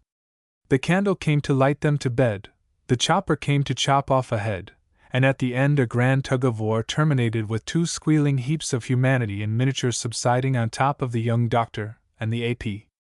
Then they played Hunt the Slipper, at which Torps, with his long arms, greatly distinguished himself, and Hide the Thimble, at which O. Gerard, blinking through his glasses straight at the quarry without seeing it, was hopelessly disgraced. General Post and Kiss in the Ring followed, and quite suddenly the mother of Georgina, Jane, and Cornelius James decreed it was time for bed, and the best game of all began. The captain's wife gathered 6 pairs of vasty pajamas over her arm. I'll take the girls all together and look after them in my husband's cabin, she said. We'll come along when we're ready. Will you all look after the boys? Freckles fell to the lot of the junior watchkeeper. David, specialist in raspberry puffs, had already attached himself to the india-rubber man. The AP found himself leading off a young gentleman with an air-gun which he earnestly desired as a bedfellow. The remaining 2, red-headed twins who had spent most of the afternoon locked in combat, were in charge of Torps and the young doctor. Where's Cornelius James? Asked the first lieutenant suddenly. What a day! What a day! A search party was promptly instituted, and the captain's son at last discovered forward in the petty officer's mess. Here, seated on the knee of Casey, his father's coxswain, he was being regaled with morsels of bloater, levered into his willing mouth on the point of a clasp knife, and washed down by copious draughts of strong tea out of a basin. I want to say good night to Casey, explained the delinquent as he was being led back to civilization. And Casey said I ought to be hungry after mustering my bag this afternoon. What does that mean? I shouldn't listen to everything Casey tells you, replied the first lieutenant severely. That's what Daddy says sometimes, observed Cornelius James. But I like Casey awfully. Better'n Nanny. He taught me how to make a reef knot, and I can do semaphore, the whole alphabet, nearly.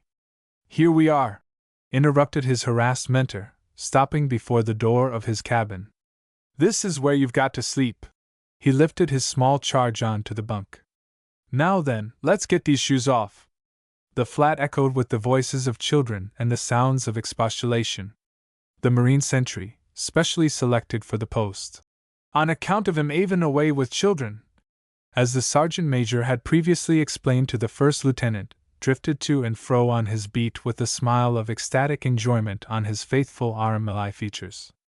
For some moments he hovered outside the junior watchkeeper's cabin. There were indications in the conversation drifting out through the curtained doorway that all was not well within. At length Private Phillips could contain himself no longer. "Better let me do it, sir. Bein' a married man, sir, I knows the routine, in a manner o' speakin'," he said, and plunged into the fray.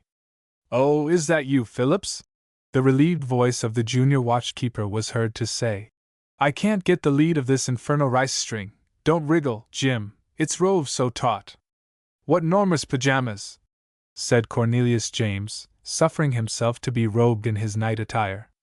The operation was conducted with some difficulty because of the sheathed sword which the visitor had found in a corner of his host's cabin, and refused thereafter to be parted from.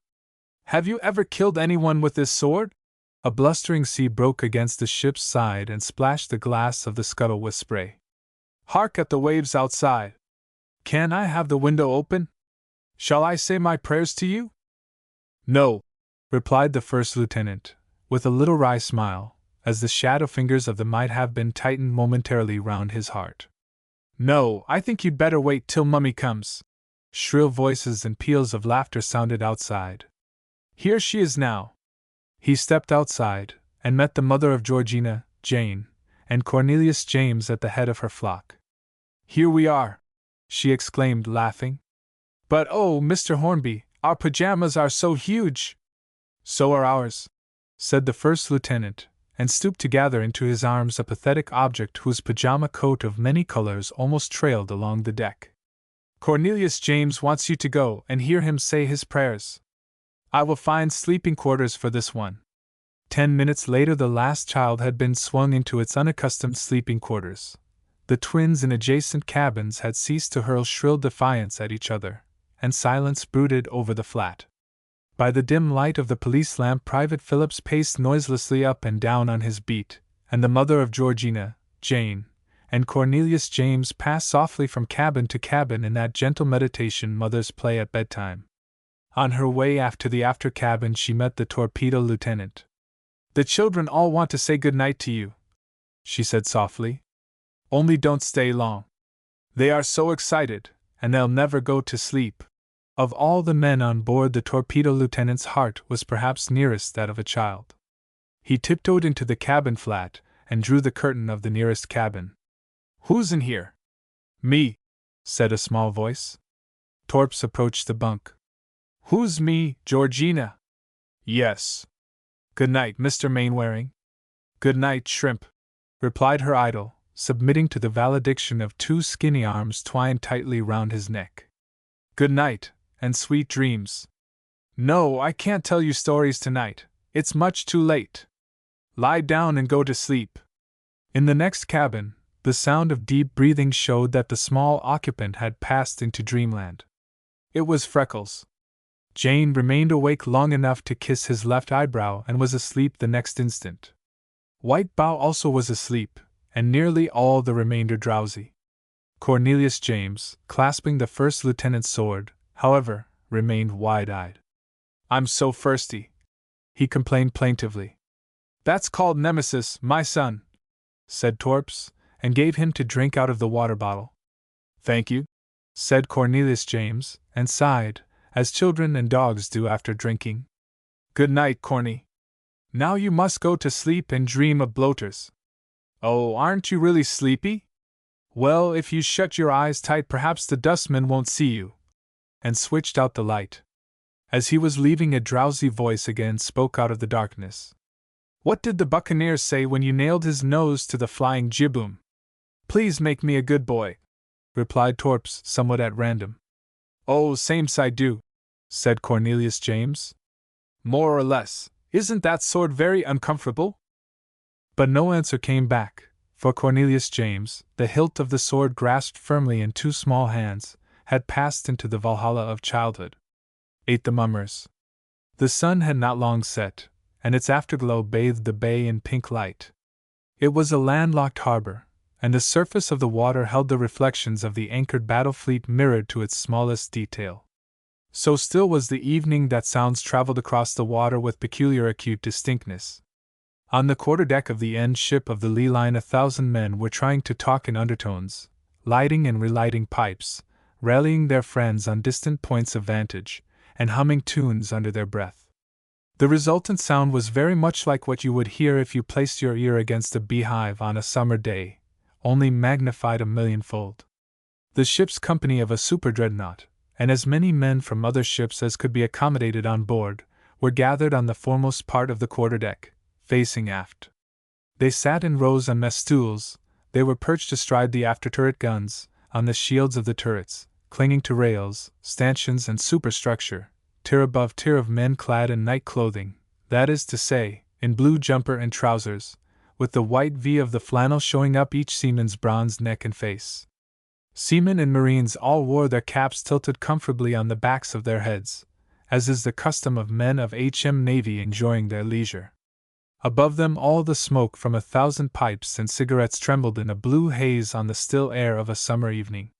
They were there to witness an impromptu sing-song, a scratch affair organized at short notice to provide mirth and recreation for a ship's company badly in need of both. It was a ship's company hungry for laughter after endless months of watching and waiting for an enemy that was biding his time.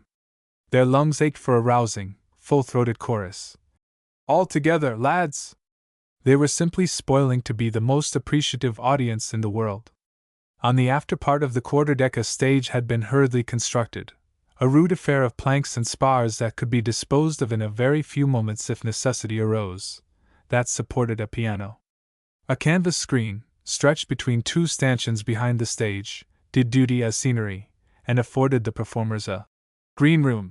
For, of all the ritual connected with appearing upon a stage, the business of making up lies nearest to the sailor's heart. Provide him with a lavish supply of grease paint, wigs, and the contents of the chaplain's or the officer of his division's wardrobe, and the success or otherwise of his turn, when it ultimately comes, matters little to the sailorman. He has had his hour. In front of the stage, a little in advance of the men, rows of chairs and benches provided sitting accommodation for the officers. They came up from dinner, lighting pipes and cigars, a full muster from wardroom, gunroom and warrant officers' mess. The captain came last, and his appearance was the signal for a great outburst of cheering from the closely packed audience. They had been waiting for this moment. It gave them an opportunity of relieving their pent-up feelings.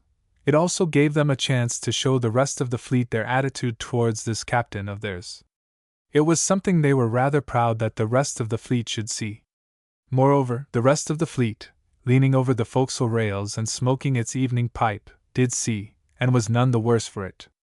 A man might have been excused if he betrayed some self-consciousness at finding himself thus suddenly the cynosure of 1,000-odd pair of eyes whose owners were doing their best to show him, after their fashion, that they thought him an uncommonly fine fellow.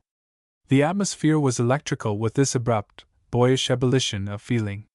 Yet the captain's face, as he took his seat, was as composed as if he were alone in the middle of his own wide moors. He lit a pipe and nodded to the commander beside him to signify that as far as he was concerned the show could start as soon as they liked. All happy ships own a sing-song party of some sort or another. It may be that the singers are content to sit pipe in mouth in the lee of a gun-shield and croon in harmony as the dusk settles down on a day's work done. Other ships' companies are more ambitious.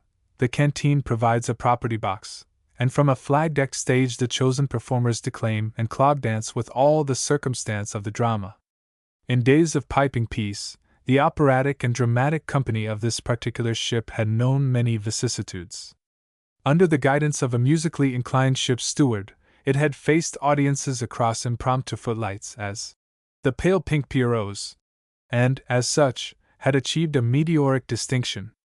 But unhappily the ship's steward was partial to oysters, and bought a barrowful at an auction sale ashore. On the face of things, it appeared a bargain, but the ship's steward neglected to inquire too closely into the antecedents of its contents, and was duly wafted to other spheres of usefulness.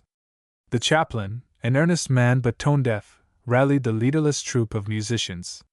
During the period of his directorship they were known to fame as the musical coons.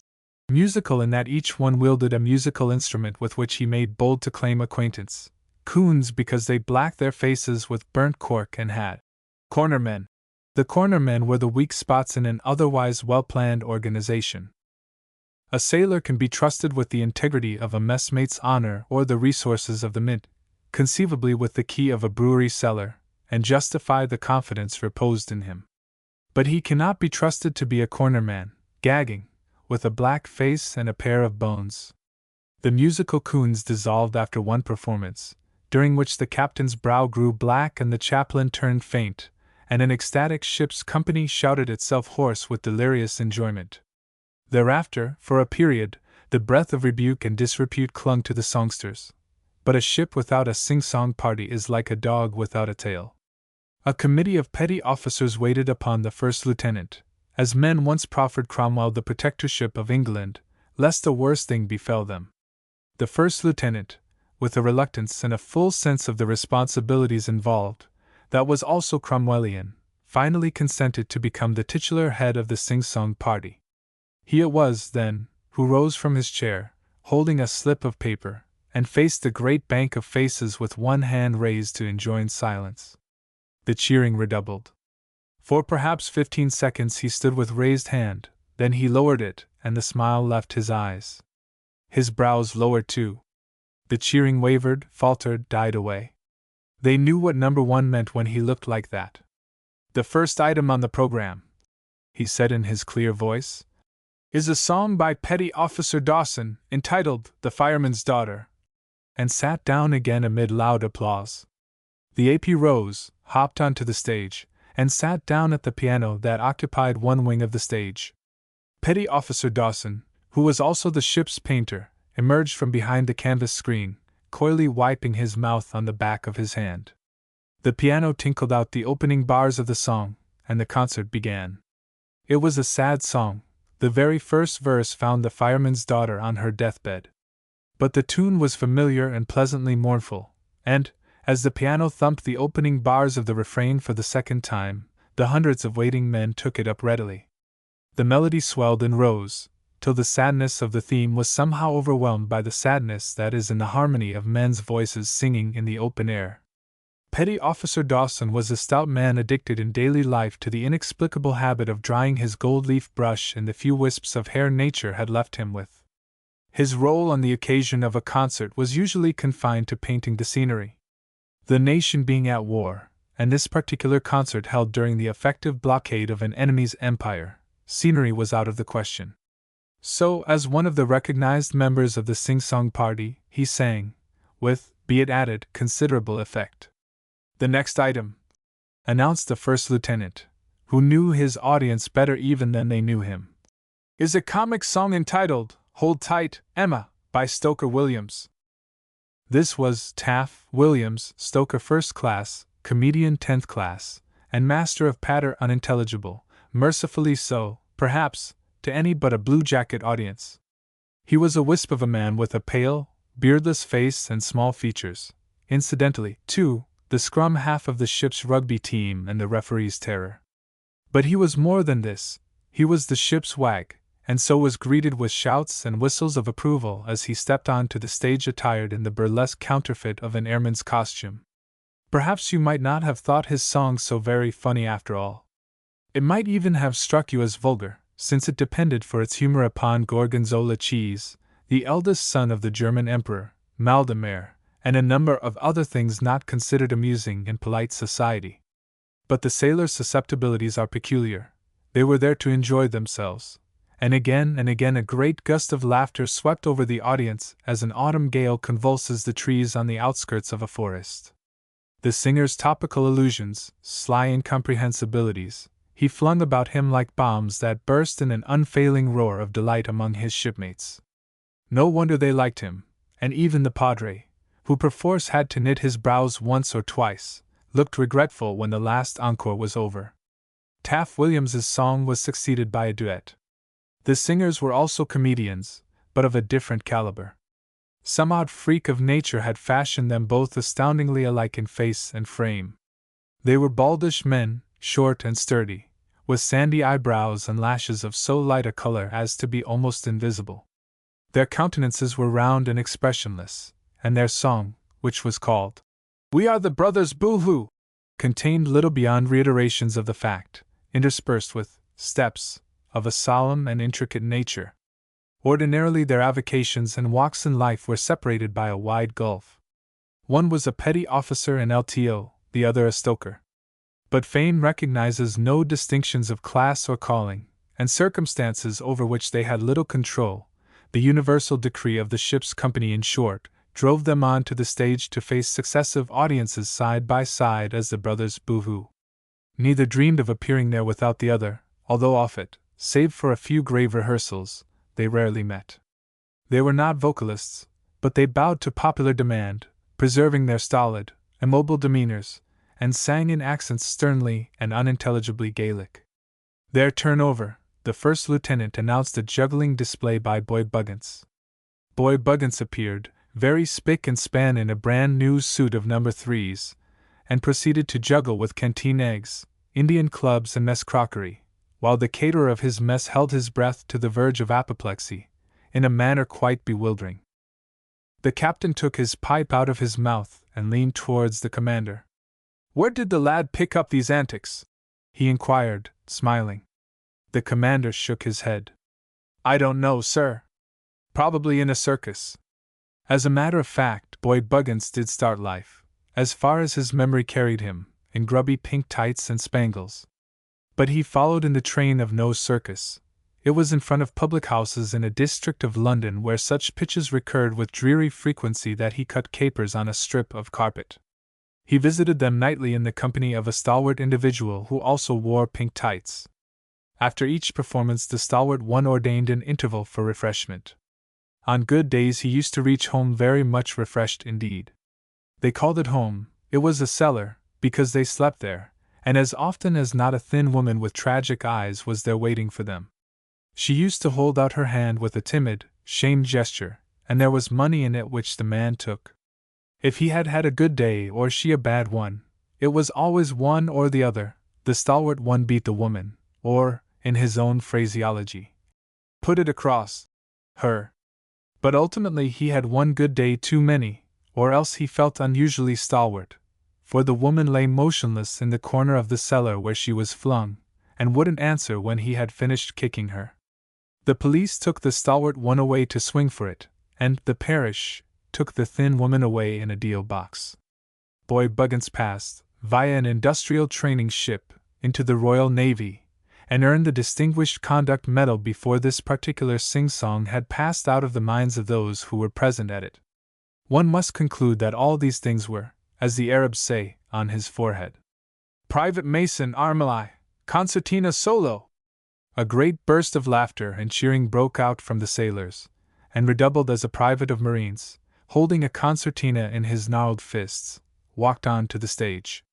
Even the officers put their hands up to smile behind them. One or two nearest the first lieutenant leaned over and patted him on the back as if he had achieved something. The whole audience, officers and men, were evidently reveling in some tremendous secret reminiscence conjured up by the appearance of this private of Marines. Yet, as he stood there, fingering the keys of his instrument, waiting for the uproar to subside, there was little about him to suggest high humor. He was just a thin, rather delicate-looking man with a grizzled mustache and dreamy eyes fixed on vacancy. His claim to notoriety, alas, lay in more than his incomparable music. Human nature at its best is a frail thing. But human nature, as typified by Private Mason, was very frail. Apart from his failing, he was a valuable asset to the sing-song party. But unhappily, it required all the resources and ingenuity of its promoters to keep Private Mason sober on the night of an entertainment. When and how he acquired the wherewithal to wreck the high hopes of the reigning stage manager was a mystery known to him alone. His messmates drained their tots at dinner with conscientious thoroughness, and his into the bargain, striving together less in the cause of temperance than from a desire that he should for once do himself and his concertina, of which he was a master, justice. Yet, his turn announced, on the last occasion of a concert before the war, the curtain rose upon an empty stage. The carpenter's party happened upon him, as archaeologists might excavate a sleeping Bacchus or a recumbent Buddha, in the process of dismantling the stage. Private Mason was underneath it, breathing stertorously, a smile of beatific contentment on his worn features, his head pillowed on his concertina. The fleet surgeon subsequently missed a large-sized bottle of eau de cologne from his cabin, which he was bringing home from Gibraltar as a present for his wife. The discovery of the loss assisted him in his diagnosis of the case. Silence fell on the audience at length, and the concertina solo began. As has been indicated, Private Mason could play the concertina. In his rather tremulous hands it was no longer an affair of leather and wood, or of whatever material concertinas are constructed, but a living thing that laughed and sobbed, and shook your soul like the keening. It became a yearning, passionate, exultant daughter of music that somehow wasn't quite respectable. And when he had finished, and passed his hand across his moist forehead preparatory to retiring from the stage, they shouted for more. "Church bells, Nobby!" cried 100 voices. "Garn, do the church bells!" So he did the church bells, as the wind brings the sound across the valley on a summer evening at home, ringing his shipmates' sentimental heartstrings to the limit of their enjoyment. "Struth!" ejaculated a bearded member of the audience when the turn was over, relighting his pipe with a hand that shook. "I hear Nobby play that at the canteen at Malta, time Commander-in-Chief and his staff was there. Commander-in-Chief, so help me, he sobbed like a woman." The reminiscence may not have been in strict accordance with the truth, but, even considered in the light of fiction, it was a pretty testimony to Private Mason's art. The last turn of the evening came an hour later when the slightly embarrassed junior watchkeeper stepped on to the stage. His appearance was the signal for another great outburst of enthusiasm from the men. He was not perhaps more of a favorite with them than any of his brethren seated on the chairs below, but he was an officer, obviously not at ease on a concert stage, only anxious to do his bit towards making the evening a success. They realized it on the instant, with the readiness of seamen to meet their officers halfway when the latter are doing something they evidently dislike to help the common weal. They knew the junior watchkeeper didn't want to sing, and they cared little what he sang about, but they cheered him with full-throated affection as he stood gravely facing them, waiting for a lull. It is just this spirit, of which so much has been imperfectly conveyed to the layman, is, in fact, not comprehended in its entity by outsiders, which is called, for want of a better term, sympathy between officers and men. It is a bond of mutual generosity and loyalty, strong as steel, more formidable to an enemy than armaments. Strengthened by monotony and a common vigil, it thrives on hardships shared, and endures triumphant, as countless tales shall tell, down to the gates of death. The junior watchkeeper's song was an old one that had stirred the hearts of sailors no longer even memories with his audience. He sang simply and tunefully in the strong voice of one who knew how to pitch an order in the open air. When it was finished, he acknowledged the tumultuous applause by a stiff little bow and retreated, flushing slightly. The sing-song was over. The officers were rising from their chairs. The AP at the piano was looking towards the commander for permission to crash out the opening bars of the anthem that would swing the audience as one man to its feet. At that moment a signalman threaded his way through the chairs and saluted the captain. The latter took the signal pad extended to him, and read the message. Then he turned abruptly to the audience, his hand raised to command silence. The last of the warm glow that lingered long in the northern summer twilight lit his strong, fine face as he faced his men. There was a great hush of expectancy. "Before we pipe down," he said, "I want to read you a message that has just come from the Commander-in-Chief. One of our destroyers engaged and sank by gunfire 2 of the enemy's destroyers this afternoon." A great roar of cheering greeted the curt message. The listening fleet took it up, and in the stillness of the landlocked harbor the volume of sound reverberated, savagely and triumphantly exultant. The hills ashore caught the echo and tossed it sleepily to and fro. Then, flushed with excitement and hoarse with shouting, they sang the national anthem to a close. Altogether, it was a very noisy evening. 9 chummy ships. The lieutenant for physical training duties came down into the wardroom and sank into the one remaining armchair. "I must say," he ejaculated, "the sailor is a cheerful animal. Umpteen days steaming on end without seeing any enemy, just trailing the tail of our coat about the North Sea. We come into harbor and we invite the matlows to lie on their backs on the upper deck, minus cap and jumper, and wave their legs in the air by way of recreation. They comply with the utmost good humor. They don't believe that it does them the smallest good, but they know I get half a crown a day for watching them do it, and they go through with it like a lot of portly gentlemen playing bears to amuse their nephews." The India-rubber man broke off and surveyed his messmates with a whimsical gray eye. The majority were assimilating the contents of illustrated weeklies over a fortnight old. Two in opposite corners of the settee were asleep with their caps tilted over their noses, sleeping the sleep of profound exhaustion. One member of the mess was amusing himself with a dice box at the table, murmuring to himself as he rattled and threw. The India-rubber man, in no wise irritated at the general lack of interest in his conversation, wriggled lower in his armchair till he appeared to be resting on the flat of his shoulder blades, with his chin buried in the lapels of his monkey jacket. "I maintain," his amiable monologue continued, "that there's something rather touching about the way they flap their arms about and hop backwards and forwards, and span-bend and agonize themselves with such unfailing good humor. Don't you think so, Pills?" The young doctor gathered the dice again, knitting his brows. 77, 78. That's 78 times I've thrown these infernal dice without 5 aces turning up. And 23 times before breakfast. How much is 78 and 23? 3 and 8's 11. Put down 1 and carry 1. I beg pardon, I wasn't listening to you. Did you ask me a question? I was telling you about the sailors chucking stunts on the quarterdeck. I don't want to hear about the sailors, they make me tired. There isn't a sick man on board except one I've persuaded to malinger to keep me out of mischief. They're the healthiest collection of human beings I've ever met in my life. That's me, retorted the India-rubber man modestly. I am responsible for their glowing health. They haven't been ashore for, how long is it?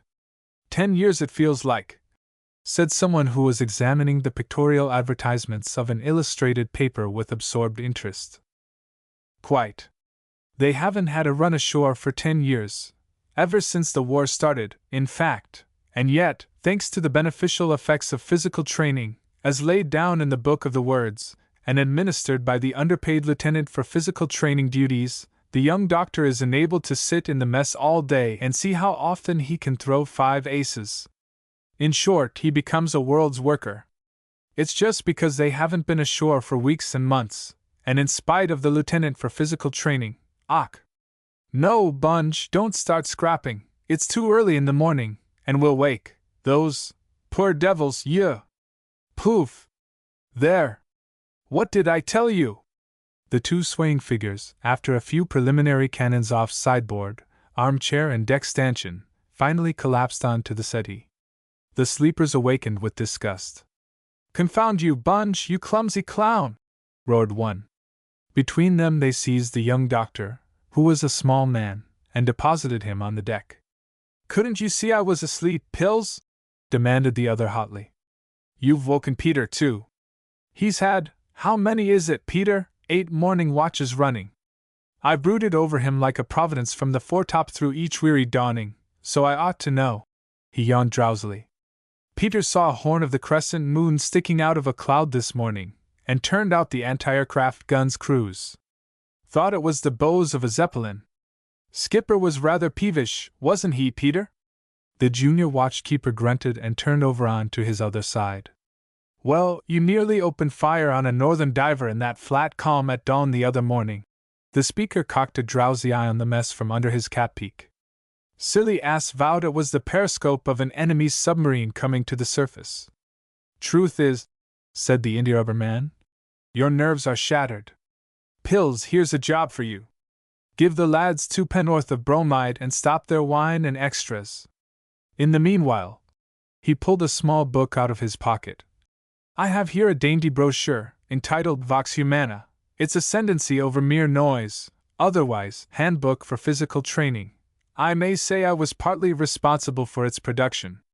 "I believe you, faith," said the fleet surgeon bitterly, over the top of the BMJ. The India-rubber man wheeled round. "PMO, that's not the tone in which to speak to your little ray of sunshine. It lacked joie de vivre." The speaker beamed on the mess. "I think we are all getting a little moldy, if you asked me. In short, we are not the bright boys we were when war broke out. Supposing now, I say supposing, we celebrated our return to harbor, and the fact that we haven't bumped a minefield by asking our chummy ship to dinner tonight and giving them a bit of a chuck up. Which is our chummy ship, by the way? Where's the what-ho? Lying? He walked to the scuttle and stuck his head out. Blessed if I can tell t'other from which now we're all so beautifully disguised. We haven't got a chummy ship, replied the AP. We don't want a chummy ship. Nobody loves us. We hate each other with malignant hatred by reason of hobnailed livers. And if we had, interposed another lieutenant gloomily, they'd far rather stay on board their own rotten ship. They're probably getting used to their messmen by now. The sudden change of diet might be fatal. The speaker turned to the young doctor. Pills, what you get when you change your diet sudden like, scurvy, or something awful, don't you? Hiccups. The surgeon dragged his soul from the depths of a frayed winning post and looked up. His face brightened. Why? Anyone here? No, that's all right, my merry leech. Only Bunge wants to ask the what-hos to dinner. Yes, interposed the gunnery lieutenant, with a sudden access of enthusiasm. Let's ask him. Where's the Navy list? He flung a tattered Navy list on the table and pored over it. Here, chimed in the engineer lieutenant commander. Let's be a band of brothers, and all drinks down to the mess the whole evening. The mess generally began to consider the project. Here's the commander, said someone. Casting vote from him. D'you mind if we ask the what-hos to dinner, sir? We all feel we should be better, nobler men after a heart-to-heart talk with our chummy ships. Ask anyone you like, replied the commander, as long as they don't ask me to dine with them in their ship by way of revenge. Carried! Exclaimed the India-rubber man. Commander, he says, spoke very handsome. I will now indite a brief note of invitation. Bring me pens, ink and paper. Apportez-moi à l'encre de mon cousin, aussi du poivre, du moutarde et de légumes, point à la ligne. I got a prize for French in the Britannia. Here the fleet surgeon said something in an undertone about a village idiot, and left the mess. As he went out, the first lieutenant entered with an apologetic mien which everyone appeared to recognize instinctively. The torpedo lieutenant looked up from his book. Oh no, number one, spare us for just one morning. I've got a headache already from listening to Bunge. The AP threw himself into an attitude of supplication. Number one, consider the awful consequences of your act before it's too late. Consider what it means. If you make the wardroom untenable, I shall have to sit in the office all the morning. I might even have to do some work. The first lieutenant shook his head dourly. The chipping party is going to start in the wardroom this morning. Paint's inches thick on the bulkheads, and a shell in here would start fires all over the place. Bunge, if you want to write letters, you'd better go somewhere else and do it. The India-rubber man thumped the blotting paper on his freshly written sheets and looked up with his penholder between his teeth. I've finished, number one. Admit your hired bravos. As he spoke, an ear-splitting fusillade of hammering commenced outside. The steel bulkheads reverberated with blows that settled down to a persistent rain of sound, deafening, nerve-shattering. They've started outside, shouted the first lieutenant. A general exodus ensued, and the India-rubber man gathered his writing materials preparatory to departure. I guess they had, he was heard to say. I thought I heard a sound as it might have been someone tapping on the bulkhead. The watch-keepers asleep on the settee stirred in their sleep, frowned, and sank again into fathomless oblivion. The India-rubber man entered the wardroom in company with the paymaster as the corporal of the wardroom servants was putting the finishing touches to the dinner table. They surveyed the apartment without enthusiasm. Considered as a banquet hall, I confess it does lack something, observed the former. There's a good deal of paint lacking from the bulkheads. Number one has had a field day and a half. The other nodded. In the words of the song, there's no carpet on the floor, and no knocker on the door. Oh, ours is a happy little home.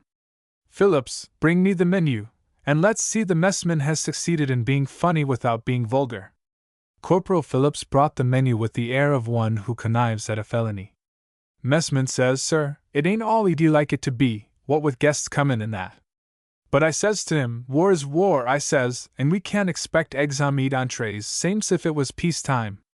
"Today's beautiful thought," remarked the India-rubber man when the corporal had withdrawn. "Really, Phillips has a knack of disclosing great truths as if they were the lightest gossip." The engineer commander came in, glancing at the clock. 5 minutes more and the what hose will be here. Bunge, my lad, you were responsible for this entente. Have you any idea what we are going to do with them after dinner? None, replied the India-rubber man. None whatever. It will come to me sudden-like. I might dress up as a bogey, and frighten you all, or shall we try table-turning? Or we could dope their liquor and send them all back insensible. Wouldn't that be true Oriental hospitality? They'd wake up tomorrow morning under the impression that they'd had the night of their lives. The members of the mess began to collect round the fireplace with the funereal expressions customary whenever a mess dinner is impending. Which of the what hos are coming? Where are they going to sit? Who asked them? Why? Are drinks going down to the mess? And then the door opened and the guests arrived, smiling, a little shy, as the naval officer is wont to be when he finds himself in a strange mess. They were relieved of caps and cloaks, and under the mellowing influence of sherry and bitters, began to settle down. "Jolly good of you fellows to ask us to dinner," said the first lieutenant, an officer with a smiling cherubic visage and a choleric blue eye. "We were getting a bit bored with our hooker. A fortnight of looking for der tag gets a bit wearisome. D'you think the devils are ever coming out? We didn't want to ask you a bit really," explained one of the hosts. "The advantage of having a chummy ship is that you can insult them in your own mess. It's only a scheme of Bunge for drinking intoxicating liquor to excess at the expense of his messmates." The guests grinned sympathetically. As a matter of fact, most of the company drank little else than water during those days of strain and vigil. Frequent references to indulgence might, therefore, be regarded as comic, in a sense. "We thought of bringing our own chairs," added one, "in case you'd landed all your spare ones." "Yes," chimed in a third politely. "We didn't expect to find such a wealth of furniture. It's like a model homes exhibition. You should see our mess." The gunnery lieutenant made a gesture of deprecation. "The watchkeepers insist on keeping the settee to caulk on in the intervals of hogging in their cabins. The piano was retained for the benefit of the young doctor. He can play Die Walk dem Rhein with one finger, can't you, Pills?" The young doctor beamed with simple pride. "My sister's German governess taught me when I was a kid," he explained. "We have it every night. It's the only tune I know. The sideboard is to support the empty glasses of the bridge players after the padre has put down one of his celebrated no-trumps hands. We had to keep the sideboard. The armchair is for number 1 to sit in and beat time while his funny party chip paint off the bulkheads." The gunnery lieutenant looked round. And so on, and so on. "Oh, the gramophone? Bunge used all the records except 3, and we're getting to know those rather well. But as you're a guest, old thing, would you like Tipperary, Toasties Goodbye, or A Little Grey Home in the West?" The corporal of the wardroom servants interrupted these amenities with the announcement that dinner was ready, and a general move was made to the table. Thereafter the conversation flowed evenly and generally. It was not confined to war. The men who make war, either afloat or ashore, do not talk about it overmuch. There are others, even in this England of ours, by tradition better qualified to do the talking, in that they see most of the game. On the whole, perhaps, more shop was discussed than would have been the case in peacetime, but for the most part it eddied round much the same subjects as wardroom conversation always does, with the India-rubber man's puck-like humor and gay mock cynicism running through it like a whimsical pattern in an otherwise conventional design. War had been their trade in theory from earliest youth. They were all on nodding terms with death. Indeed, most of the men round the long table had looked him between the eyes already, and the obituary pages in the Navy list had been a reminder, month by month, of others who had looked there too, and blinked, and closed their eyes, shipmates and fleetmates and familiar friends. War was the real thing, that was all. There was nothing about it to obsess men's minds.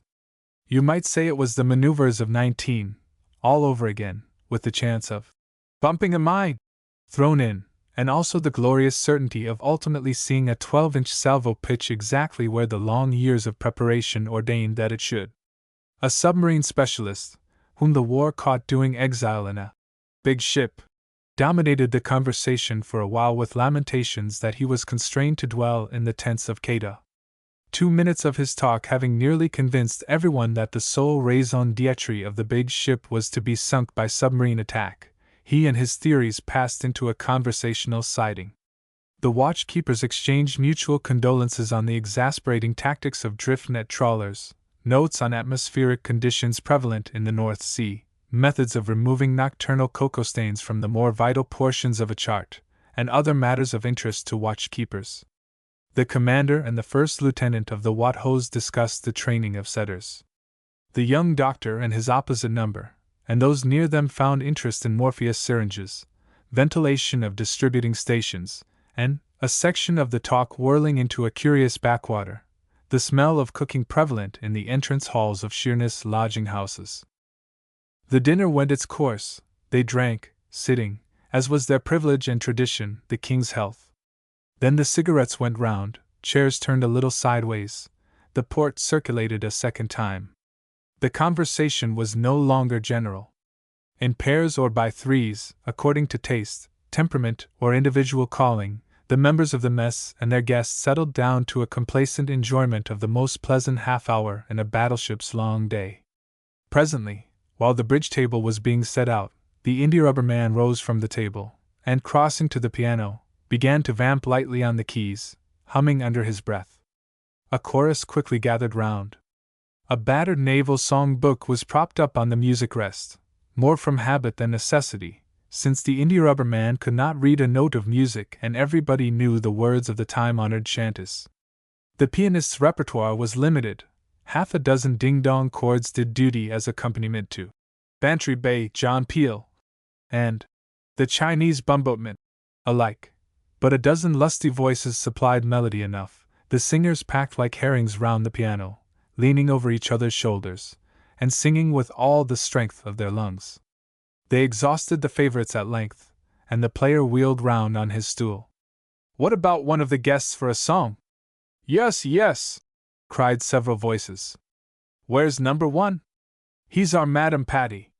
You ought to hear him sing 'We Don't Serve Bread with One Fish Ball,' it's really worth it. But it takes a lot of port to get him started. How'd you feel about it, number 1? They spoke with indulgent affection, as a nurse might persuade a bashful child to show off before company. He of the choleric blue eye was still sitting at the table with one of his hosts. He turned in his chair, smiling grimly. "What's that about me? I don't want to start scrapping in a strange mess, Snatcher, but if you really are looking for trouble, don't mind us," shouted the india-rubber man delightedly. "We'll put up a scrap for you in half a jiffy if you feel like a crumpled shirt front." He looked round the mess. "Wait till Flags and the secretary come in from dinner with the old man, and we'll out the gilded staff. They're good UNS to scrap." As he spoke, the door opened, and the flag lieutenant came in, to be met by a volley of greetings. "We of the Cuddy," he began in a tone of mincing severity, "are not pleased at the raucous uproar said to be coming from a mess of officers and gentlemen. We are pained. We come to lend our presence to what might otherwise develop into an unseemly brawl." He helped himself to a walnut out of a dish on the sideboard. "Here comes my colleague the Secretary Bird. He, too, is more grieved than angry." The secretary entered warily, and intending combatants girded their loins for battle. "Poof!" he exclaimed. "What a fug!" and elevated his nose with a sniff. The fiery cross was out. "Out staff," said the india-rubber man in a low voice. "Dogs of war! Out gilded popinjays!" With a promptitude that hinted at long experience of internecine warfare, the newcomers embraced the first maxim of war. If you must hit, hit first, hit hard, and keep on hitting. Like a flash, the 2 members of the personal staff were on the india-rubber man. A chair went crashing, a broken glass tinkled on to the deck, to the accompaniment of protests from the paymaster, and before the mess could join battle, the india-rubber man hurtled through the doorway onto the aft deck, to pitch at the feet of a delighted marine sentry. By the rules of the game, once through the portals of the mess there was no return until a truce was declared. The younger members of the mess rose to a man. For a moment the guests hung back.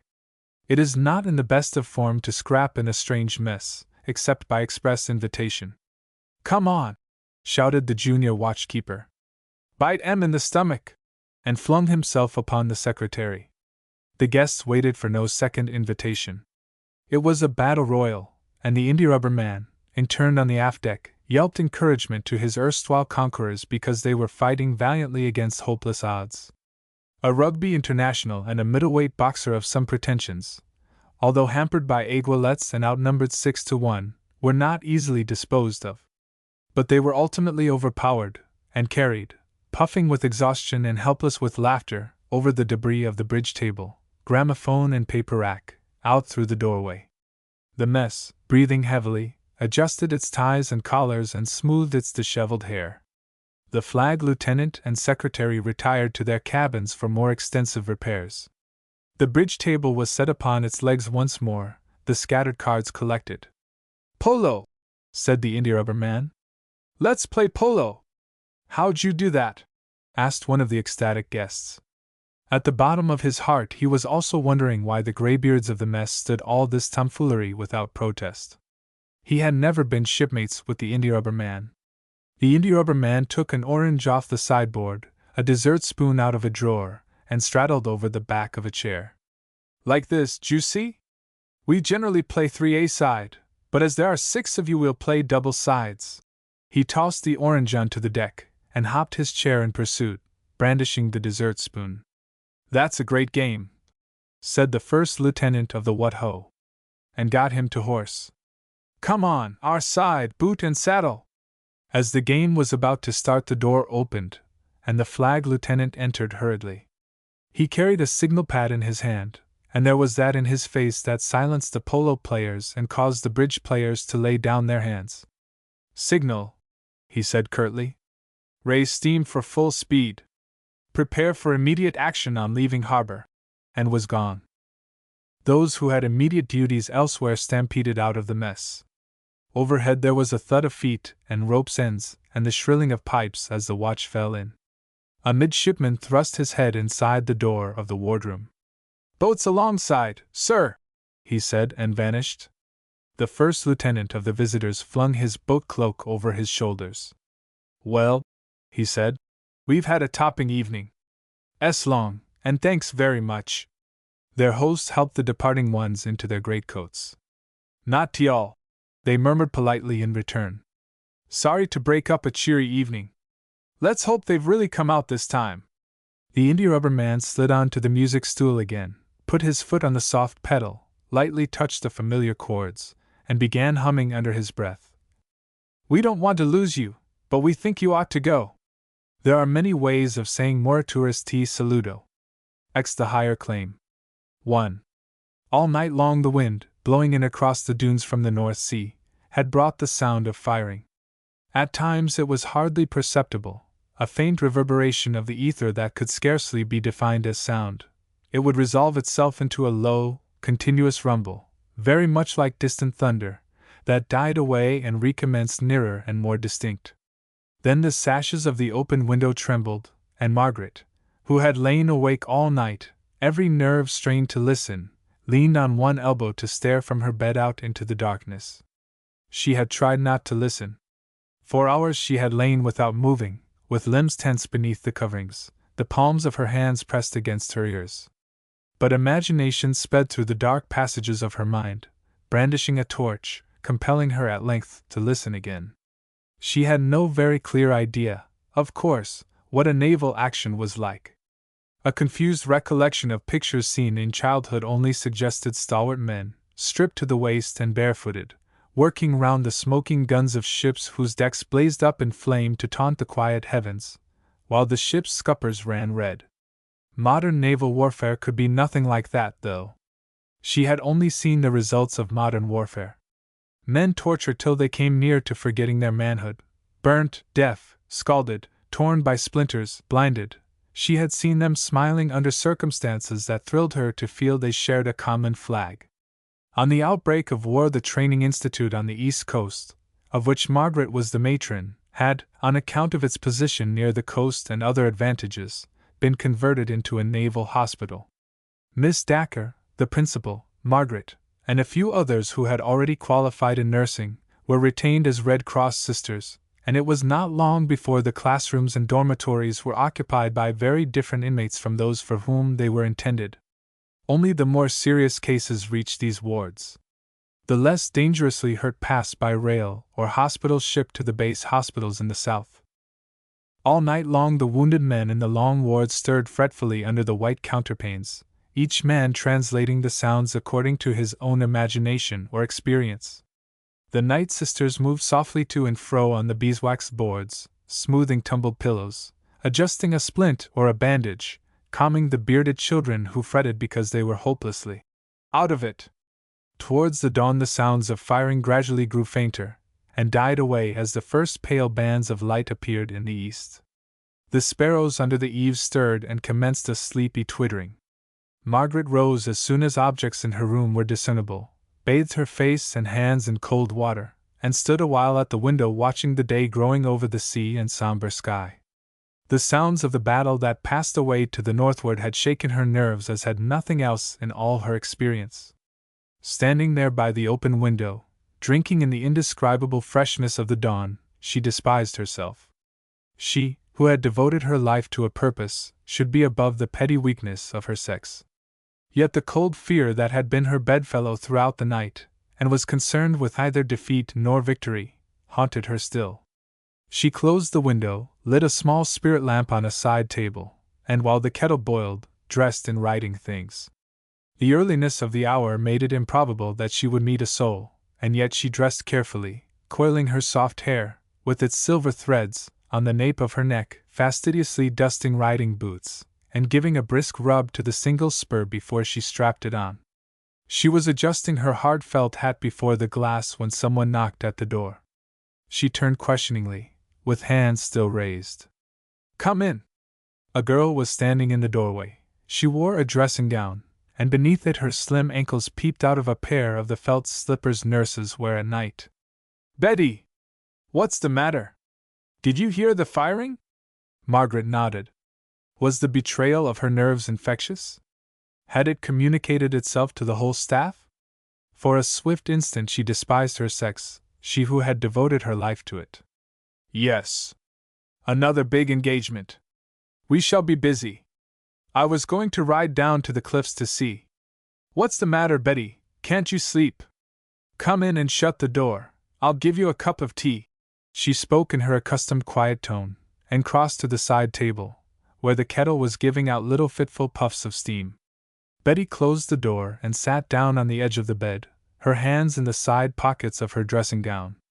Her hair was plaited loosely in two long plaits, one of which hung down over her shoulder, and somehow gave her face an added effect of extreme youth. Margaret handed her a cup of tea. "Drink that and run back to bed." "No, hop into mine and keep warm. Haven't you slept?" Betty drank the tea and drew the dressing gown closer round her young form. "I couldn't sleep. The firing. No, I'm quite warm, thanks. But it got on my nerves lying there waiting for it to get light. I heard you moving and I got up." She passed her hand over her eyes. "After the last time I kept seeing those poor things. I don't mind once we start. I don't mind the operating table. It's when they come in, like dumb things, trying to smile, with their mouths all screwed up and tight." She caught her breath half hysterically. Margaret put down her cup quickly and sat down by the girl's side. "Betty! Don't talk like that. You mustn't think about it in that way. Listen. It's easy to be calm when you haven't anybody out there in the North Sea belonging to you. But I've got a brother and he's a gunnery lieutenant," ended Betty a little feebly. "I know, dear. But you mustn't go to pieces when we all want every bit of pluck and steadiness. We're getting used to it now, too, and I'm sure your brother would like to think you were being as brave as he." She turned her head and stared out of the window. Was she a hypocrite, she wondered, to try to preach to anyone the virtue of womanly courage when her own heart was sick with she knew not what? Betty stood up. "I'm a fool," she said abruptly. "Can I come with you? Could you wait 10 minutes while I put my riding things on? Miss Dacre said I could take her horse when I wanted to. Will you wait for me, Margaret? I'll ride down to the sea with you." Margaret nodded and rose, too. I'll get the horses saddled while you dress. Bring some biscuits. She descended the broad oak stairway, crossed the hall, and opened the door of a little room adjoining the main entrance. It was her day sanctum, in scholastic days, the matron's sitting room, a small apartment, with pretty chintz-covered furniture, and roses and bowls on the table and bookstands. Margaret unhooked a pair of field glasses hanging on the wall, and passed out into the early morning sunlight. Betty joined her 10 minutes later in the stables, and together they mounted and rode down the long avenue, bordered by firs, out onto the open wold that commanded a view of the sea. With the dewy turf under them, they shook their impatient horses into a canter until they reached the highest point of a bluff promontory that stretched out into the sea. Here they reined in and scanned the horizon, side by side. The water was leaden-colored, shot with coppery gleams. Below them to the northward the little harbor of the fishing village was stirring to life, wisps of smoke, curling from a score of chimneys, blended with the mists of early morning. Small specks that were people began to move about an arm of the breakwater, towards which a dinghy came stealing sluggishly from one of the anchored fishing craft.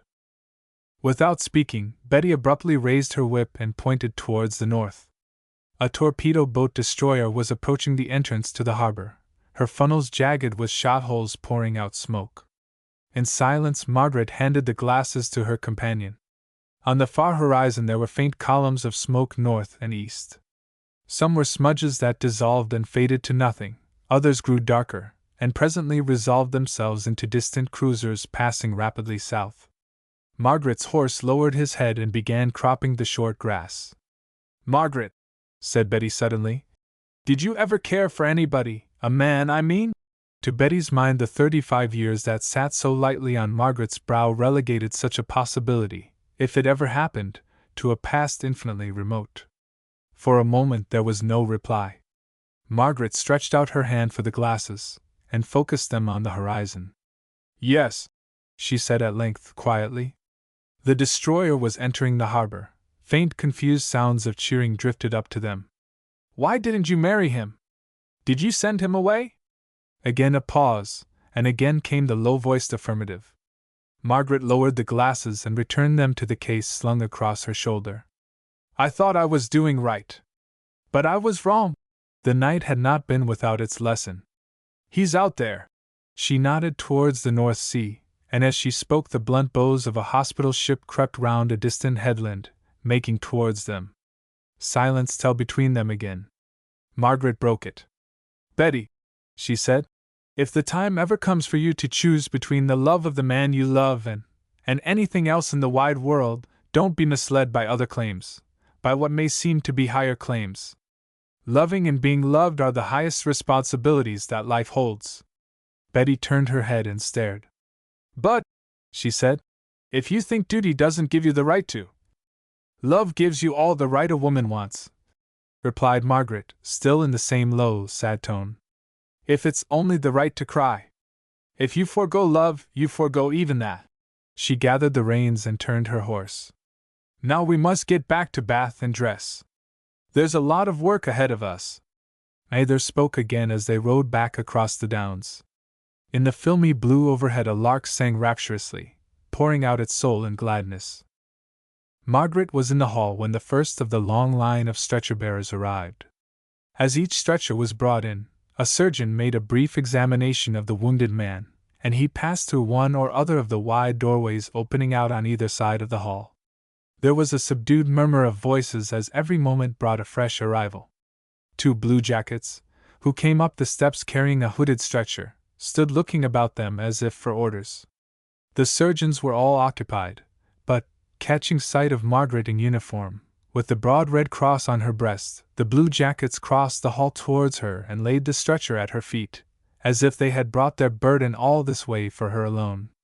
"Second door on the left," said Margaret. "Wait, is it a bad case?" "Too late, I'm afraid, sister," said the stalwart at the head of the stretcher. "He's died on the way up." "Hemorrhage, sister," supplemented the other, anxious to display his familiarity with the technicalities of her profession. "You wouldn't take his turn to be attended to aboard of us. We was in a destroyer, and picked him up hangin' on to a spar." Would Ave the doctor fix up a German prisoner what was bleedin' to death? Said he wasn't in no particular hurry, speakin' for hisself. And it may bleedin' to death, too. As fine a gentleman as ever stepped. The other nodded, warming, sailor-like, to the hero-worship of an officer. That's right, sister. He give his life for one of them Germans, you might say. Is he dead? Asked Margaret in her clear, incisive tones. Yes, sister. The speaker knelt down and turned back the hood, uncovering the face and shoulders of the motionless figure on the stretcher. For a moment a feeling of giddiness seized Margaret. A great blackness seemed to close round her, shutting out the busy scene, the voices of the bearers, and the shuffle of their feet across the tiled hall. With a supreme effort she mastered herself, and somehow knew she had been waiting for this moment, expecting it. The man who had been kneeling rose to his feet, and the two stood before her as if awaiting orders. Outside the entrance a motor ambulance arrived and drew up with throbbing engine. The mortuary, she began. No, bring him here, out of all this. She walked across the hall and opened the door of the small room on the left of the entrance. The scent of roses greeted them. It was the room from which she had fetched her glasses early in the morning. The two men deposited the stretcher on the floor and came out, glancing at her white face as they passed. Shall we carry on, sister? What? Oh, yes, please. They saluted awkwardly, and left her standing irresolute, as if dazed, in the midst of all the bustle and traffic of suffering. He had come back to her. Torps, who in life had never broken his word, was also faithful to it in death. 2. The journey across the lawn to one of the seats in the shelter of the clipped hedge of evergreens was accomplished at length. The india-rubber man lowered himself with a little grimace into the seat, and laid the crutches down beside him. One leg, encased in splints and bandages, was stiffly outstretched on a stool in front of him. His uniform cap, a very disreputable one, with a tarnished badge, was perched on top of the bandages that still swathed his head. Phew, he said. Thank you. That was a bit of a marathon, wasn't it? He measured the distance across the lawn with a humorous eye. It was very good for a first attempt, said Betty, considering him professionally. Is that leg comfortable? Quite, thank you. He leaned back and closed his eyes with a luxurious sigh. 'Pon my word, this is what I call cutting it pretty fat. Fancy my lolling here in the sun, and you. He opened his eyes, regarding her as she stood before him in her trim, nurse's uniform. It's quite like a play, isn't it, where everything comes right in the end? Miss Betty. You mustn't call me that, said Betty primly. I told you before. You must say nurse. Can't I say Nurse Betty? My name is Elizabeth. If you wanted to distinguish me from other nurses, you might conceivably say Nurse Elizabeth, but even that's not necessary, as I'm the only nurse here at the moment. The india-rubber man looked cautiously round the sunlit enclosure. True. So you are. And it's time for your beef tea, added Betty severely, marching off in the direction of the distant wing. Her patient watched her slim form retreating and vanish down a green alley. You dear, he said. You dear! He meditated a while.